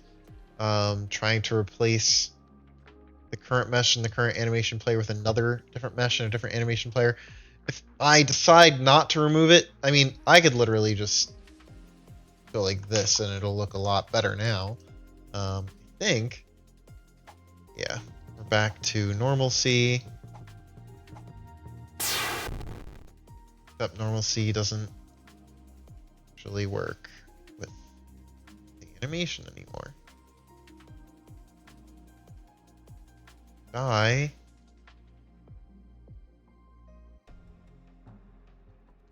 God. The skins should not be on.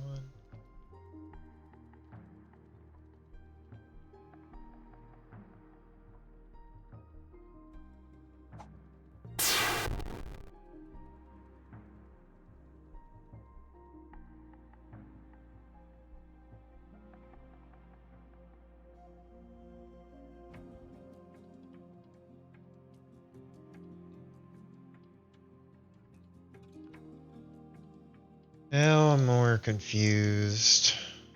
This animation works correctly. What about the reset? The reset works correctly. Ball is there. If I crash into spikes, animation doesn't play.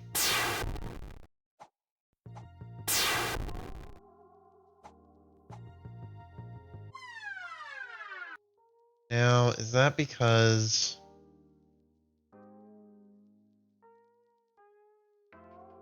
Like, what if...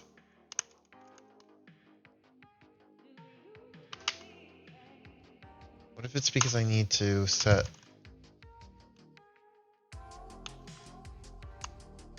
I think this is probably the reason why. If I just decide to stick with the current. Okay. So, the game now doesn't look worse. It looks exactly the same, minus a shop template, which is broken again. I don't understand what is breaking the shop. Like, that is really getting on my nerves. And it's even bigger now. Like, why?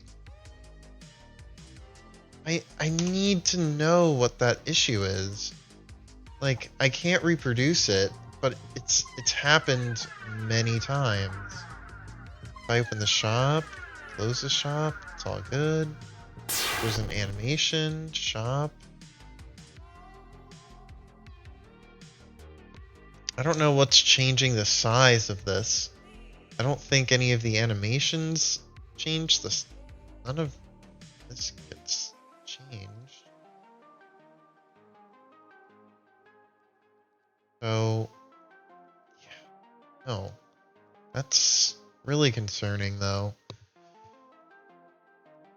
What I was saying, though, I was trying to wrap up,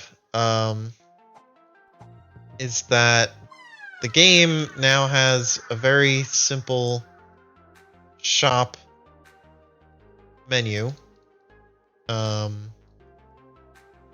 that doesn't actually do anything yet, because it turns out changing the meshes and animations of 3D objects is hard to do in GDScript.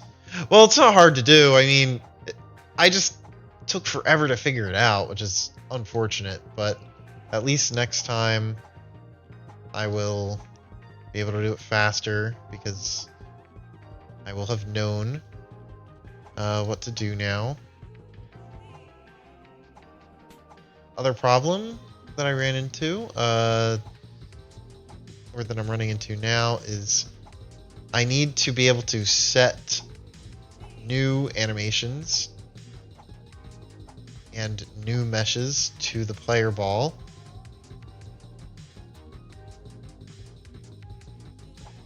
Depending on what is chosen in the shop. So that will be my work for tomorrow. And yeah, I feel like that's a good ending point for this. But I have some ideas on how I will implement that, especially because I was able to quickly comment out the code that causes the switch, and I'm able to set it back to this default.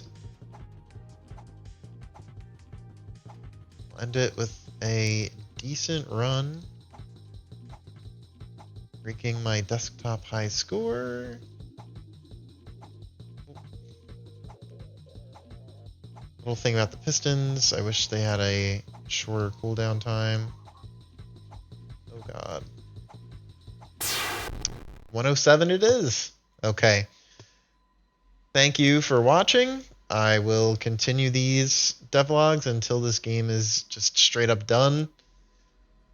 What a journey it is to learn a whole game engine, because, I mean, you can watch a ton of tutorials about this stuff, and, you know, you get familiar with the engine, but I feel like just these practical little, like, things, I mean, you know, you gotta look up stuff on the internet, and it's good to take advantage of the resources that are available, because you don't want to spend too long. I'm taking a while. to fix these issues that you run into, but at least they're getting solved.